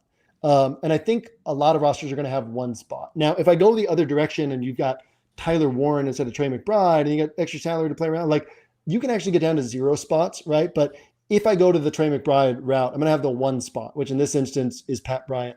But I don't want to have the 2 spots or the 3 spots, which would be like Saints defense or Titans defense to free up the salary, or it'd be 2 of these pay down options at wide receiver, or I don't know, 1 of these running backs and a bad defense and a pay down option at wide receiver. And I think we're going to see a lot of rosters that just haven't spent enough time with the slate and cultivated a sharp enough pool. And so they're like, okay, like, I don't love this, this, or this, but if all of these 3 hit, great. And it's like, yeah, but all of those are like a 5%, 10% chance of hitting, and the chance of all of those hitting together are 1 in 1,000, or worse. Yeah. Whereas this is kind of like, okay, if Pat Bryant hits, we love this roster. Like, this is a roster that, like, I'm about to take a screenshot of it because I'm like, here's another one I want to like put into my pool, because it looks a lot like what I've been trying to build this week, where you're getting across the board pieces you feel comfortable with, and your pieces, you, the viewer, listener, your pieces that you feel comfortable with might be different from mine. But my point is, like, I think we can get to rosters that, for me, 8 of these pieces, it's like, no, I like this, right? And I think that that you can kind of build a pool and build some rosters where it's like 8 of these pieces, I like it. And that's going to be like definitely an edge this week where a lot of people are going to have 2 or 3 of those pieces that they don't really like. I like how this roster shook out. The one thing I would start to ask is like, how do you compare McBride straight up to Jamar Chase? I mean, like, I'm starting to think, do you find the 200 for Chase on a James Cook roster, or does like McBride just go pound for pound with you next to Chase? Like I said, with Chase, like the ultimate ceiling is higher than anyone on the slate. But if he's scoring 40 to 50, you're going to need that game. Yeah, like it's hard to see Josh Allen not doing it, like, so like I said, I've set aside 5 favorite rosters, and I haven't set aside a Josh Allen roster yet. And so like my Jamar Chase, and I also mentioned, like, I don't think I have a Jamar Chase roster set aside yet. Probably my Jamar Chase roster will be my Josh Allen roster. There's another way to play the slate where you're like Jamar Chase and JSN, and then you go cheap at a couple running backs. I just think that like going 5K range at wide receiver is more powerful this week than going 5K range at running back. And so because of that, I'm probably not going to have 2 of these high-priced receivers on any of my tighter builds. And so because of that, if Jamar Chase is my one high-priced wideout, I want it to be where I'm telling the story of Jamar Chase putting the slate out of reach. Jamar Chase, we look through his game logs so frequently, it's 20 points, And if you get that, great. But like McBride, you're probably getting 17 to 30, right? He's done 29 plus 3 times already with Brissett. You're probably getting 17 to 30. And, now you're outscoring Jamar Chase. Pre-touchdown production on McBride with Brissett has been better than pre-touchdown production on Chase on the season. Plus, on top of that, McBride has scored more touchdowns. Like, he has more touchdown equity than Chase. And so like 7 and 7 games with Brissett. So McBride's actually a better play through that lens. But if we also look through the lens of like, what is the ultimate ceiling? The ultimate run out, Jamar Chase is the winner there, but that's in a game environment where like you're building a different roster. You're building with Josh Allen, you're building with multiple pieces from the Bills probably. And so, on this particular roster, I stick with McBride, but certainly there are rosters where Jamar Chase, where you're telling a story of Jamar Chase performing dramatically better than whatever Trey McBride does here. And I like that approach too this week.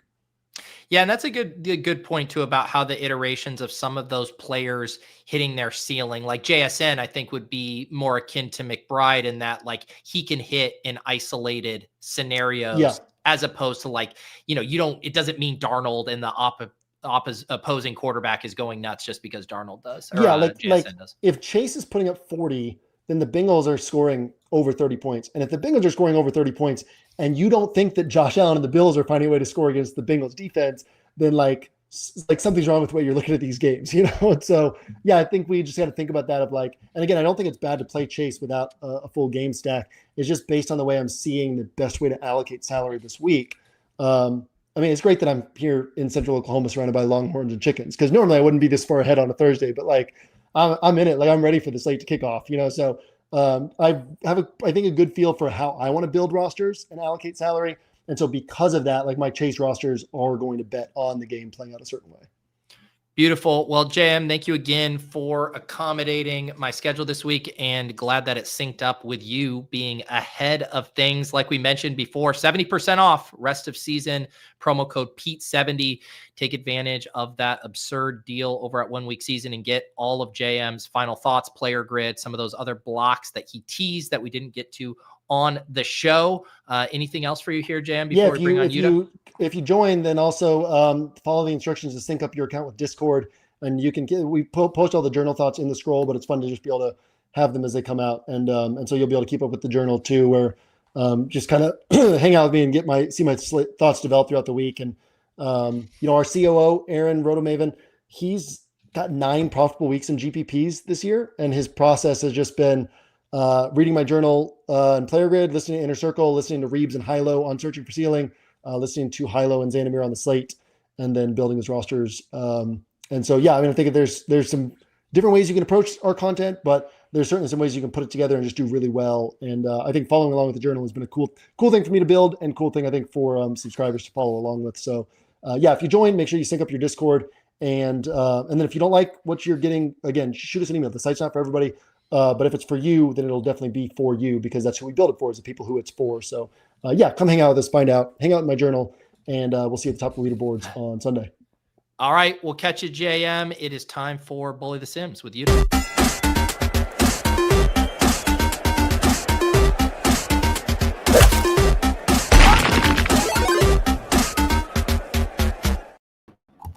right, Yuda, back in the saddle. The people missed you last week. How you doing? I'm good. Good. It was good to get the week off. I was down infinite on Thanksgiving, but we were back on Sunday. So yeah, I think I saw. Did I see you like 6th in the millie or somewhere up there? I had a really strong start that main slate. Yeah, all over like some like 80 Mitchell Bijan combos. So nice. That was very good. I think I shot myself a little bit in the foot on the swap side, but yeah, gotta do a little better there. Is that, I went going through lineups on Monday. You saw the 80 Mitchell Bijan combo a ton. You actually saw a lot of the Kamani Vidal, Brock Bowers mini. Are those like secondary correlations something you think about, or are those stuff that just kind of when they bubble up on your rosters, it's a bonus? Yeah, I think about it. I try to build through that systemically, so I don't have to when I'm trying to vet as far as building, like seeing what I use. It's already going to be built in, and so I don't really have to like make that decision later since it's going to systemically be there. Okay. All right, let's dive into this slate. We'll kind of do what we normally do and talk about input volatility. Obviously, we're recording this on Thursday, which is earlier than normal, so there are generally some more moving parts as far as injury stuff. So we'll do our best to help you guys out with the information we have. But as far as input volatility, and let me get the Run the Sims pulled up here. One big one, and I guess this actually kind of just dovetails with chalk a little bit, but the Marvin Harrison playing or not playing is, if he doesn't go, like, where does Michael Wilson fall for you? Because he's already projecting pretty well. I don't love it. What is he, 5'7"? Yeah. Yeah.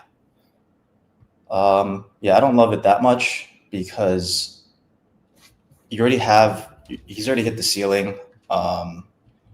Arizona's pass rate is also like an extreme buy high. And the Rams' number of play volume from last week was probably the floor because Carolina did a great job holding the ball. So it kind of bodes a little better for like LA. If Arizona's going to keep up that pass rate, LA is pretty efficient. That's good for a bounce back if all they do is pass, especially 1 week after they got the clock drained on them. So I kind of like the LA angle, and maybe you can have Wilson there in case the game gets out of hand in favor of LA. Yeah. The one other kind of newsy spot is the Bears and the Packers. Monangai didn't practice yesterday. Got in a limited practice today. The Bears also kind of have a spread out offense right now with Loveland and Burden kind of seeing their roles increase. And then as far as Green Bay, it sounds like Reed might return. He got in another limited practice today. Golden did as well. So a lot of moving parts in this game. Does anything stand out to you or spots you'd be looking at? It's still early, but just my first thought on that would be if you said Monangai is questionable. Yeah. Yeah, if he's out, Swift probably gets projected, I don't know, like 17, 18. Mm-hmm. Seems like a pretty good fade to me in the big divisional game. Just think Green Bay has a bit of an edge in the blocking side, O-line wise, so I think they could grind them down. Jacobs gets ramped up a little bit. I kind of like the Jacobs Packers angle if Swift becomes really chalk. Okay. Yeah, that is good to dovetail to the Jacob stuff because he's projecting really well. The ownership is tracking there. I was trying to kind of like reverse engineer where's this big projection coming from, just for a guy who's been kind of touchdown dependent, hasn't been catching as many balls lately. What are you seeing with him? Well, it's the price. It's 6.8. It's mostly that. Probably like they could be factoring in the Bears run defense being pretty weak. You still have to make an assumption that his snaps get ramped up a little more because he didn't play the maximum that he could. But sorry, go ahead. Oh, no, finish your thought. I was going to ask you about the receivers. I mean, I do feel it's like a two-way game because I don't really see pass game getting there on any side of the ball. Like Watson is pretty well priced, but given this particular instance at Lambeau in this environment, I think they would rather just grind it down, play slow. Yeah, I think that makes sense. And then if Reed comes the back, love angle is still interesting though, because he's just playing exceptionally well right now. Yeah, and my guess is he won't get played. I mean, 4% ownership. No one knows who to stack him with other than Watson, I guess. Yeah, only if Reed is out. If Reed is out, he might get played because the Watson, Romeo Dobbs, even Wicks, that's in range. Mm-hmm. So I just don't prefer it that way, just from thinking about the game. Yeah, that makes sense. One spot I didn't get to talk about with JM, and I know a few people were talking in the chat about Justin Jefferson. His underlying usage has still been good, earning targets, but the quarterback play has been awful. JJ McCarthy is going to be back. We also just got news that it sounds like Jaden Daniels is going to play in this game as well. He got in a full practice today. But on the Jefferson stuff, what wins out here? A good matchup, or is the quarterback play just too bad? I haven't really thought about it too hard as far as this game. They're all cheap enough that you just kind of have to buy. Just close your eyes. The whole offense, really. Maybe I would stay off Jones a little bit because he looks very washed. But I don't really think you have a choice here. It's also they're in a dome for this week, which is more than you can say for a lot of these spots. It's not bad. 22 total for them compared to seasonal averages is actually rather high. Yeah. So with the kind of plug your nose thing is just would be McCarthy with two of the pass catchers like Jefferson, Addison, or Hawk. Yeah. I mean, also Washington defense is pretty lenient. Yeah. Does Jaden, if we do get Jaden back, obviously 5K Mariota is not a thing anymore. Jaden at 6K, does that change how you feel at all about the Commanders offense? Not really. Not so much this week. I thought Mariota actually did a good job executing game plan last week. Had some weird decision-making stuff, but crunch time played really well. I think McLaurin actually has a greater impact at the moment than who's the QB, because he was opening a lot of stuff up for them. So QBs doesn't really impact. I would probably take either. But you could see some angles to at least one side generating a big upside and maybe a piece of the other side doing well. But you could actually play both ways. Yeah. I am seeing a Commanders maybe being kind of chalk, so could lean a little bit towards the Minnesota angle if you want to, as a decent tiebreaker, because the sentiment on McCarthy also couldn't be lower right now. For sure. Although we got the one nice thing, which is the only thing that makes McCarthy look good is Brosmer versus the Seahawks on the road made McCarthy look slightly better, I guess. Yeah. Getting dunked on. It's rough. Yeah, seriously. Here's an input volatility spot that's kind of interesting, and I know we might talk about it a little bit later as well with some of your favorites, but what are your thoughts on the Broncos pass catchers with Pat Bryant coming on and then just this mess with Franklin and Sutton? It's tough, but actually that's just what will make Knicks entirely unowned. So I kind of just you can just do a Knicks +1 type stack for that. Just okay. People aren't going to want to make that decision, and when that happens, a lot of the time the quarterback doesn't get used. Yeah, and the thought it's just kind of like a Josh Allen light situation where you want a little correlation, but if he gets 30, he's probably rushing a touchdown in. Yeah, and the difference here is that he's probably much lower than Josh Allen in a better spot where Vegas could just roll over. So it could just be how do you want to score your touchdown? Do you want to pass or do you want to rush, basically? And it's fine with Harvey as well. Yeah. Yeah, and like you said, I mean, Harvey's going to catch a little bit of ownership at 5,700. He hasn't exploded the past few weeks, so that should keep him relatively in check. But if people play Broncos, Harvey's the only thing that feels remotely comfortable. The total is going to make Harvey play, but he definitely won't be used with Knicks, and I think they're kind of correlated in the sense that he has some pass game in him.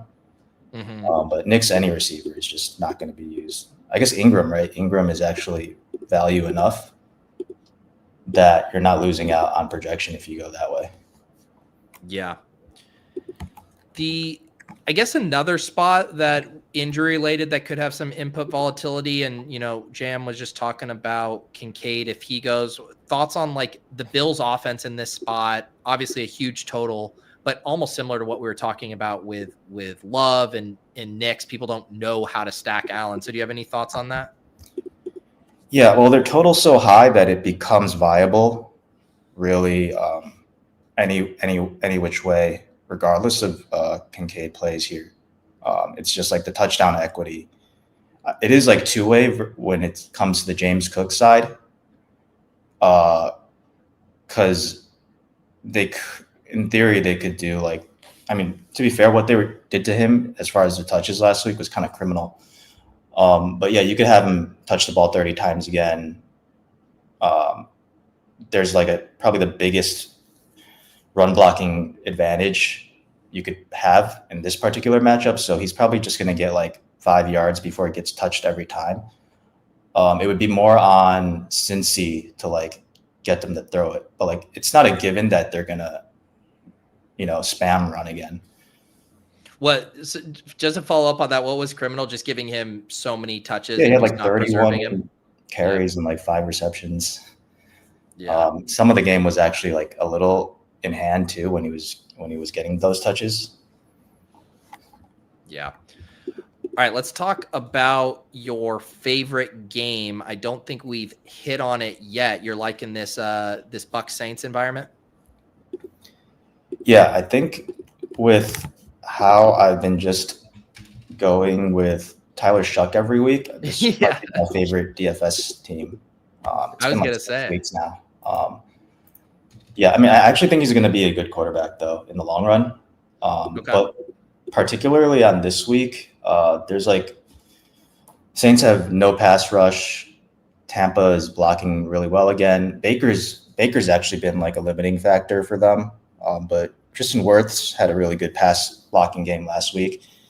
Also, defenses might have to worry about him leaking out for some reception touchdowns now. But yeah, they're like the most quintessential pass funnel. New Orleans is playing really quickly at the moment. Also, coaching is sort of letting Shuck really like explore the studio space a little more, sort of like they allowed with Rattler. He's been getting up a lot of attempts. So if it's pass funnel, they're playing fast and throwing a bunch. That's a good combo. Also, with Baker not looking too good at the moment, Godwin getting snaps ramped up, and maybe Evans coming back, it's going to get them deeper, more explosive in the playmaker side. So it's kind of a lot of in conjunction. So I mean, I don't know what the over is, but the over probably seems good for that. Yeah, I was surprised at the total in this game as well. I can pull it up again. I thought it was like 41.5 or something.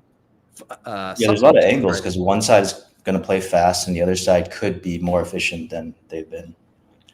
What would be your favorite angles for the passing game? I guess there's 3 main guys: Olave, Vele, and Juwan Johnson would be the ones. We could go to Tampa first. That's because it's a little more tricky. They're hard to stack, especially price wise, particularly if Evans plays. Yeah. It's as it is. It's already not that easy.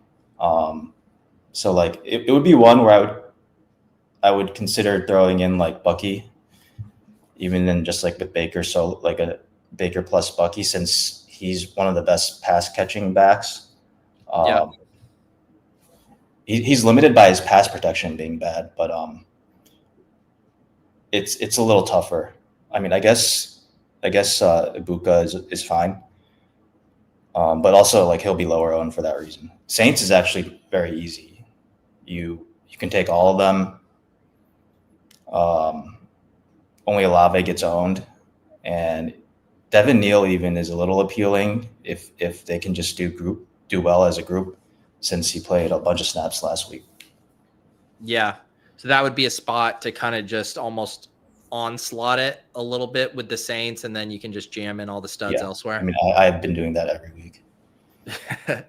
Yeah, I mean, I guess an Olave, I think the combo of his price tag and this Q tag with the back spasm should keep him relatively in check ownership wise. It's the same tag. Yeah, still dealing with the back issues. I mean, he played like the full allotment, I believe. So yeah, he just didn't practice yesterday. I haven't seen a practice report today. Yeah, if anything, since he is made of glass a little bit, if something were to happen, he's probably more likely to just, not finish the game.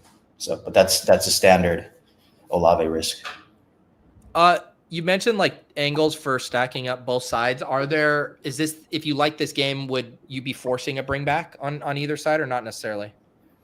I wouldn't be forcing a bring back necessarily, since it's hard with Tampa, but I would be very open to like minimum 2 stacking on Saints, and okay with like doing 3. Mm-hmm. Yeah. I guess it does, like the bring back on Bucks. Everything's pretty expensive. Yeah. What did you? I kind of digging into the Igbuka. Let's assume that Mike Evans doesn't play this week for this conversation, but like, should we be thinking about Igbuka differently with Godwin ramping up, or is there enough for both of them to feast? You probably wouldn't be able to get to Godwin because it's still not, the snaps still aren't really there. Mm-hmm. I don't know if Igbuka gets owned. It's really more of a Baker issue recently. He hasn't been playing well, so he kind of just needs. This is kind of like the best possible spot with his line getting healthier, and now he has his primary running back. So if he still has it in him, it's a good buy low for Baker too. Yeah, I mean, it feels like we're a long way away from the Baker Mayfield MVP conversation at the start of the season. Speaking of that, like of the other 3 games with the highest totals, I assume those will be the ones that garnered the most interest. Obviously, Bills, Bengals, and then you got Rams and Cardinals, and then Jags and Colts. Do you have interest in any of those games specifically, or they? Yeah. I have a small angle on the Bills game. Yeah, specific to the weather, where it could be, it's going to be cold no matter what, and it could be snowing. In the particular scenario where it is snowing but it's not windy, I kind of think I'm going to be more interested in that case, because whenever it snows, people are like tuned into that element, but wind has really a greater impact than snow itself. Sometimes actually snow would make it harder for defenses because they have to react to, plays being called. Whereas on the offensive side of the ball, you know where you're going. So a lot of the time, light snow is actually a dock for defenses, good for offense to a certain point. Yeah. And so then in that case, would it be through Allen in the passing game? Would it be like an Allen +1, or were you saying like with this total that you would? It would just allow for Cincinnati to get there much easily, whereas it's not really.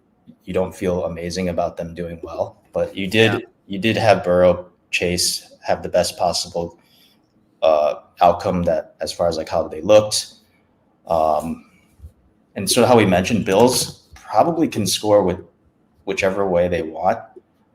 It's just a matter of like, do they want to give Cook those same carries? So Cincy, if they have a better recipe for success, could make that decision for them. Yep. What about that Rams Cardinals game? We already talked about Michael Wilson a little bit. McBride's $8K. I think you could argue Brissett's still kind of underpriced for what he's been doing, but what do you think about this game?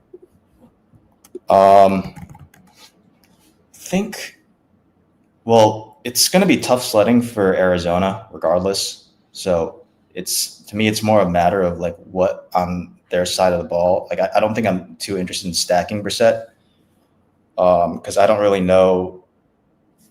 I mean, I guess you always could since garbage time is always in play. But as far as like from the ownership side, I think I would favor McBride a bit over Wilson and LA. Oh, for sure, over Arizona at large. What are one thing that's kind of interesting? Puka, I was looking at like some ETR projections and he's projecting extremely well. And this is despite, Devontae Adams kind of putting him in the cuck chair at the goal line, every single drive. What are your thoughts on kind of Puka splits from what we've seen lately versus the beginning of the season? That's only on if you operate on the assumption that it continues to be that type of play call. So I think it's warranted that Puka would be projected significantly higher. It's actually hard to really get a good projection on Devontae because it requires them to continue to dial up, goal line fade, goal line slant for him. Yeah. I don't know, like if Devontae himself was part of like chasing records, I would think that can sustain, but I would rather just have play the regression angle than keep buying what's happened so far. I guess it's kind of like limiting how you even approach the Rams because the running back stuff is kind of messy. The tight end stuff is messy. You probably like one-off Adams. So, I mean, is it just like skinny stacks, like Stafford to Puka, Stafford to Adams? Is that really all there is? Rams right now with how they're priced, it's always going to be an efficiency play. So that's sort of why I'm into them because Arizona might juice volume. And if efficiency is there and you get the volume multiplier, that's sort of what gets you to the top. That's really it. And even Kyron's fine. Like you can't really buy Corum, but Kyron Williams with like touchdown variance that could get you there. Like Kyron with the Rams is like would do bad things to the Arizona side when Arizona's a little chalky. So there's ways you could do it. It's just you can't really. It's a little hard to like double stack or stuff like that. Yep. We can talk a little bit of chalk. I mean, it's earlier in the week, so the chalk or the ownership is a little fluid right now. I'm not seeing any like giga chalk right now. It really is kind of like Chase Puka, Michael Wilson. Is there any chalk that you're keeping an eye on? No, I think that's sort of it. Maybe it would just be news dependent. It is really, really flat to me as well. Yeah, like you said, if you got something like Monungai out, you'd see Swift steam. I think Michael Wilson. It's going to be Michael Wilson for sure as like the first tier. If no Harrison, probably Josh Jacobs, a little behind, and like James Cook. Yeah. We didn't talk a ton about James Cook other than like him getting saddled up. Is that a spot you'd be about even with the field or go under them on that? I can't. I don't even know at this point. Yeah. Probably under just because he's been outperforming so hard, and it's not even like him playing well. It's just the line creating these gaps. There could be a little bit pushback if they want to stack a little bit as far as like stacking the box. Try to combat that a little bit. So just because it's like scouting and like people will react to things like that, I want to try to be a little bit off of Cook. Yeah, that makes sense. I mean, I've had that reasoning for weeks now, though. It didn't work. Yeah. Let's talk about some of your favorite contrarian angles because there's some good spots that we haven't had a chance to discuss. Now, one of them does kind of involve an injury situation. Lamar didn't practice again today, which is a little unusual for him. Normally he gets back to practice on Thursday, but talk to me about what you're seeing with the Ravens passing game. It's definitely concerning. I thought like after his initial few games coming back from the injury, threw the ball really well. I thought the legs would come eventually. As it turned out, the legs didn't come back and the arm went away. So it's actually concerning for both QBs in that game. But it's similar to the Viking situation. If I see a Lamar, what is he, like 6.7, and all the offense is a little cheaper as a result, given that systemically they've been doing so terribly, I'm pretty interested in that. What's your thoughts overall on like the matchup versus the Steelers specifically? It's actually pretty good because both sides are going to play a lot of man coverage. Pittsburgh blitzes a lot. With Flowers, it doesn't really take that many plays, and he's even shown some ability to, earn a lot of targets this year, or even going back to last year. So it's just very much a buy low here. I don't know. I'm assuming people aren't really going to be playing too much Lamar anyway. No. So yeah. That could obviously be really explosive. Both guys have 30 in them. So yeah, you're talking Lamar and Flowers, right? Flowers. Yeah, and then fading Henry at 7,500. Yeah, that's not difficult either. Since I'm not sure too many people take him, but Henry 75 is not really not very much in play. If Lamar and Zay are hitting their upper range as far as an outcome, are the Steelers pushing them? Do you have a piece over here you like? They're all okay. Like DK Metcalf is a little bit underpriced. That's probably the only one that stands out. Maybe like a Jalen Warren, but given that split, it's a little tough with that. Probably just DK. I'd be most interested in. It's not wrong. It's okay to when it's like a rushing quarterback like Lamar, you just go skinny. Mm-hmm. But Bateman's a little. He's working off some rust, but that's okay. But even Andrews and Likely, it's not. Pricing isn't bad. Yeah, and like you mentioned, like Flowers, he's had like some really close calls, like penalty, phantom flag on a big play. He was out at the 1 on another. Like every time I look at his box score, it's been a disappointing season, but man, he's been so close to some big games. Yeah. Combination of ownership and what this raw talent probably doesn't really get better with those two. Let's talk about the Jets. Obviously, the Tyrod and AD Mitchell stuff last week. That was one of the skeleton keys to week 13. Can you go back to the well this week?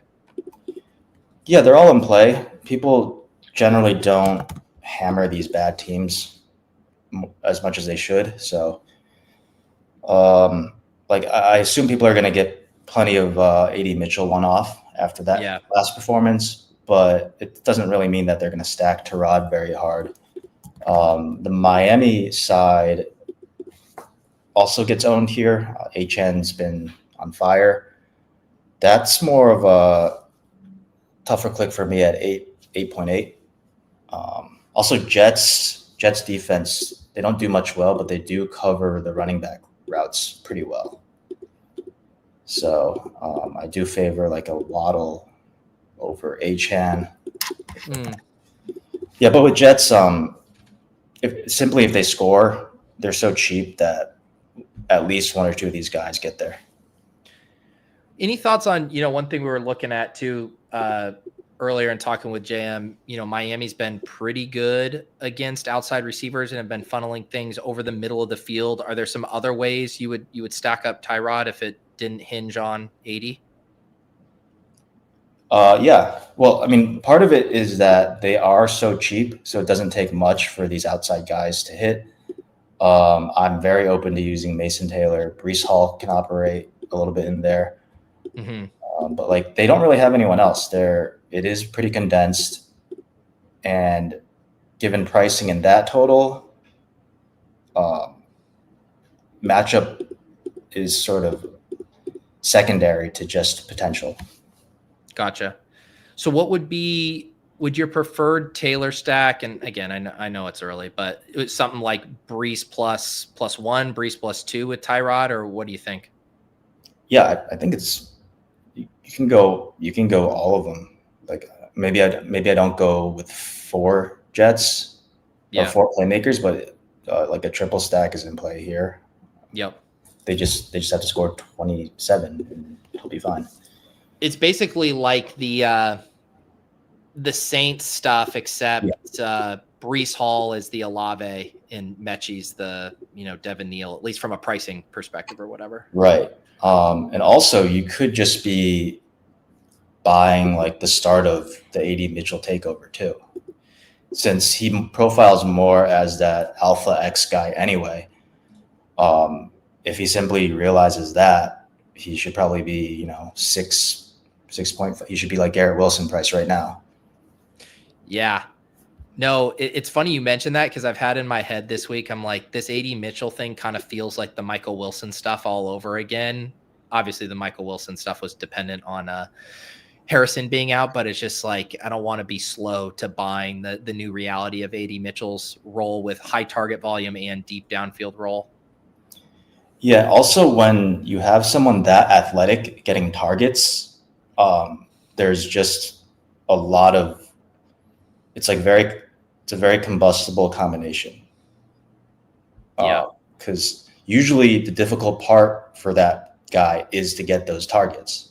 And if they don't really have a choice, because they're just so raw that if they're not the first read, they're not creating that separation themselves. But if you're scheming it to them, good things can happen here and there.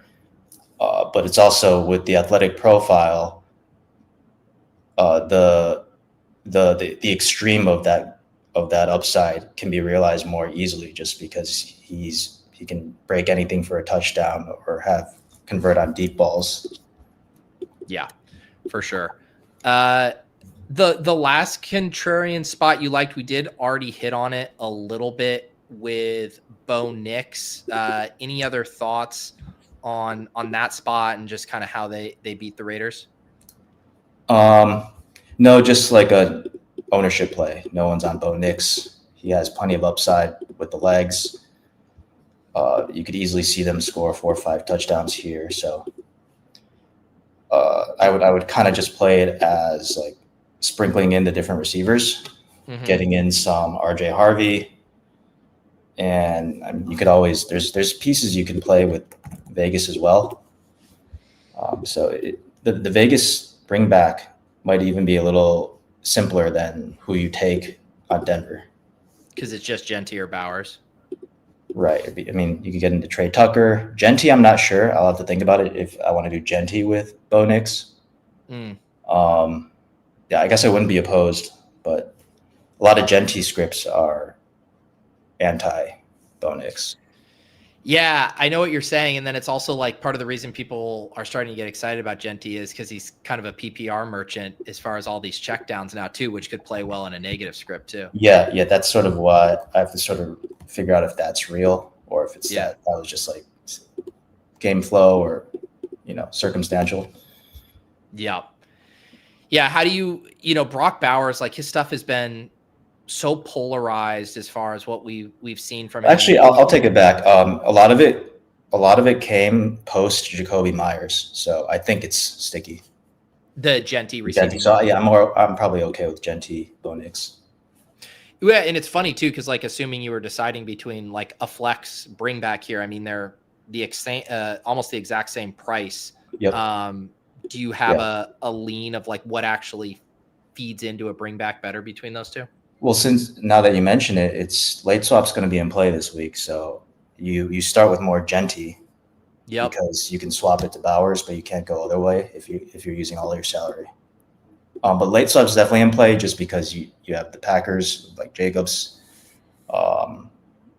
Obviously, a lot of ownership going to like the Rams and Michael Wilson, so probably just want to save some of those spots, especially in the flex. Yeah, that's a really good note there. Those 3 games, Las Vegas, Denver, Arizona, Rams, Chicago, Green Bay, between Jacobs, Genty, Michael Wilson, a lot of probably 2v2, 3v3s you should probably be thinking through. Yeah. Let's look at a few lineups here. I did run stuff. Obviously, ton of moving parts with this slate. We didn't have, Jaden Daniels in. I didn't adjust that yet, but we can see what is bubbling up. And one of the quarterbacks that's here a ton we haven't even talked about. What do you think about this Daniel Jones flooding the top lineups? I don't know. Is that us, or is that just how he's being projected? So I look at the projection for Indy real quick. Yeah, let's do it. Where are we? Here we are. 21.4. Yeah. Okay, I see. So part of it is the receivers too. I mean, it's probably over the market. So it's mostly the projection being a little inflated. Mm-hmm. I'm not super into Indy. I haven't looked at like the values and stuff like that for DFS, but lately the successful run that Jags have been having is from them winning in the offensive line trenches, which is also how Indy plays. And when you play like that on both sides, the clock just keeps moving. Both defenses like give it up to tight end as well, which is also like more in the middle of the field. So you don't really get the explosives. It kind of leads to just one side being able to do a little better job of grinding down the clock, and it just hurts a lot of the explosive playmaking as well as the other team. I did realize that I think when I ran that, I didn't have any of my usual settings in. So I'm going to just rerun with like a 3K size field and some more sims here. So we'll see if that changes Even things at all. Schematically on defense, they play pretty similar. It's just Indy has the best corners in the league. Yeah. Do you have a take on the so Jones now seems to just not be running at all with the fibula stuff, but looked fine throwing the deep ball down to Pierce. How do you think about him in DFS if the ceiling isn't there for the rushing, but the pocket passer stuff looks decent? Well, actually, the passing was great last week. So naturally, but that wasn't really there for the month prior. So I don't really know what to think. It could just be like a sample thing. But yeah, it can only bode well for the pass catchers if there's just fewer designed QB runs, and it doesn't look like there's any. Yeah, this top lineup is actually a Daniel Jones triple stack with Pierce, Pittman, Warren, and an ETN bring back, and then the second lineup is a double stack. Was the fibula did it start last week in Kansas, or was it an issue prior? They said it was an issue prior. Like the report was he had been playing through it, and so I actually never found out when exactly that had happened. Okay, it does correlate for the stretch where he was just outright bad overall. Yeah, but he played a good game last week. Yeah. Do you have a favorite of those Colts pass catchers? Obviously, Price comes into it, but like Warren, Pittman, Pierce, Downs. Probably Warren. I gotta say, he hasn't really made too much noise recently. He actually doesn't get clicked with how productive he was early on. None of those underlying things went away. You could say maybe he's not performing as well, but also he's so talented that it could spike up at any moment. Yeah, Donnie mentioning what I was just noticing here. 2 Tyler Shuck lineups in the top 10. One's an Olave, Jawan Johnson double. One is just a Jawan skinny stack there. But like if you get the Shuck double, you're getting in Brees, Genty, Puka, Pittman, Warren. So you're going double Colts, triple Colts defense there as well. So how do you like how those lineups are starting to look? It's a little strange going triple without other parts of the game. Hard to get there. Yeah. With Shuck, though, it's actually so cheap that you'd almost prefer to have minimum 2 with him. Yeah, because that's the selling point, right? Is how cheap it is and how you correlation, can get correlated block. The fact that they're just passing 40 times a game lately, and that's sort of lines up with how most teams would play against Tampa anyway. Yep. I think I did see. Let's see a couple if any of these Lamar lineups popping up here. Yeah, there's some strong Lamar lineups from an ROI. This is a triple here at the top. Yeah. Zay, Bateman, Andrews. Yeah, I'm not opposed to that. It might be tough for all three to hit. I wonder if. I mean, actually, I'm sure in some Lamar games he's thrown for 5 touchdowns in a game before. So it's in there somewhere. For sure. Yeah. I mean, there's a bunch of different flavors here. There's a likely skinny. Here's your Zay skinny. It involves Harvey, Gainwell, Pittman, Vele, Kincaid, JSN. I was like, well, someone's got to be high priced here. It's JSN that's getting you to. Right. Yeah, we didn't talk about JSN too much, but yeah, thoughts? Well, mostly that they didn't have to use JSN, but Vikings were doing a good job guarding him. Last week. It didn't really work. Like the other guys weren't really beating the Vikings. I think overall their defense played well. It's just that the offense set them up for the worst possible field position. Yeah. So of those 3 high-end guys, it sounded like you did like Puka a little bit, like between Puka, Chase, JSN, like price, ownership adjusted. Do you have a favorite? It's hard to not go with Chase, given with factoring in the price. He's probably the highest owned too. So I'm sort of in line with how the ownership is going to be on those 3. Yeah. Let's see if we can get any Knicks lineups in here. 94% for the top one. Is that naked? Yeah. Nick. Yeah. It looks like a lot of these are naked. Yep. That's fine. I mean, I don't think I would go naked for Bo Nix because he doesn't always go for like 2 rushing touchdowns like Hurts or Allen would. But yeah, that's sort of why I'm okay with introducing the Harvey with Nix, because at least Harvey provides you fair value. But Ingram, when we were looking, Ingram is priced perfectly fine. Yeah. So it sounds like, and I think the other guy, I mean, I would probably end up going with Pat Bryant just because he's the cheapest and the rookie whose role is really coming on. Yeah. Yeah, Bryant too is perfectly from a salary standpoint. So if you felt the need to carry a few more receivers with the Bo Nix, like he's very much double stackable. Yeah. You just go cheap. Yep. Yeah, and there is one here, again, like these don't have the highest EV tied to them, but you do see Bo Nix, RJ Harvey down here. It's kind of a fun lineup. Actually, it does have Sutton with it. I do want to touch really quick, since I have in my notes here. For Atlanta, Darnold has had like 3 brutal games in a row right now, so I'm probably a little more worried on Seattle systemic stuff. Even the betting markets, there's like a huge movement towards Atlanta. Some spots it crossed the +7. So I think from the ATL offense side, Seattle sort of funnels a lot of targets to like running back, tight end, because of how good their young corners are, like Devin Witherspoon. I don't know how to pronounce the other guys. Nick Imanwori, both really good, underrated. Actually, Imanwori might be like the prototypical guy that I would have guard Drake London, because they're both like 6'4". So if London is in, I don't even really mind. And because Mooney's not earning targets and so much is being funneled to like Bijan Pitts,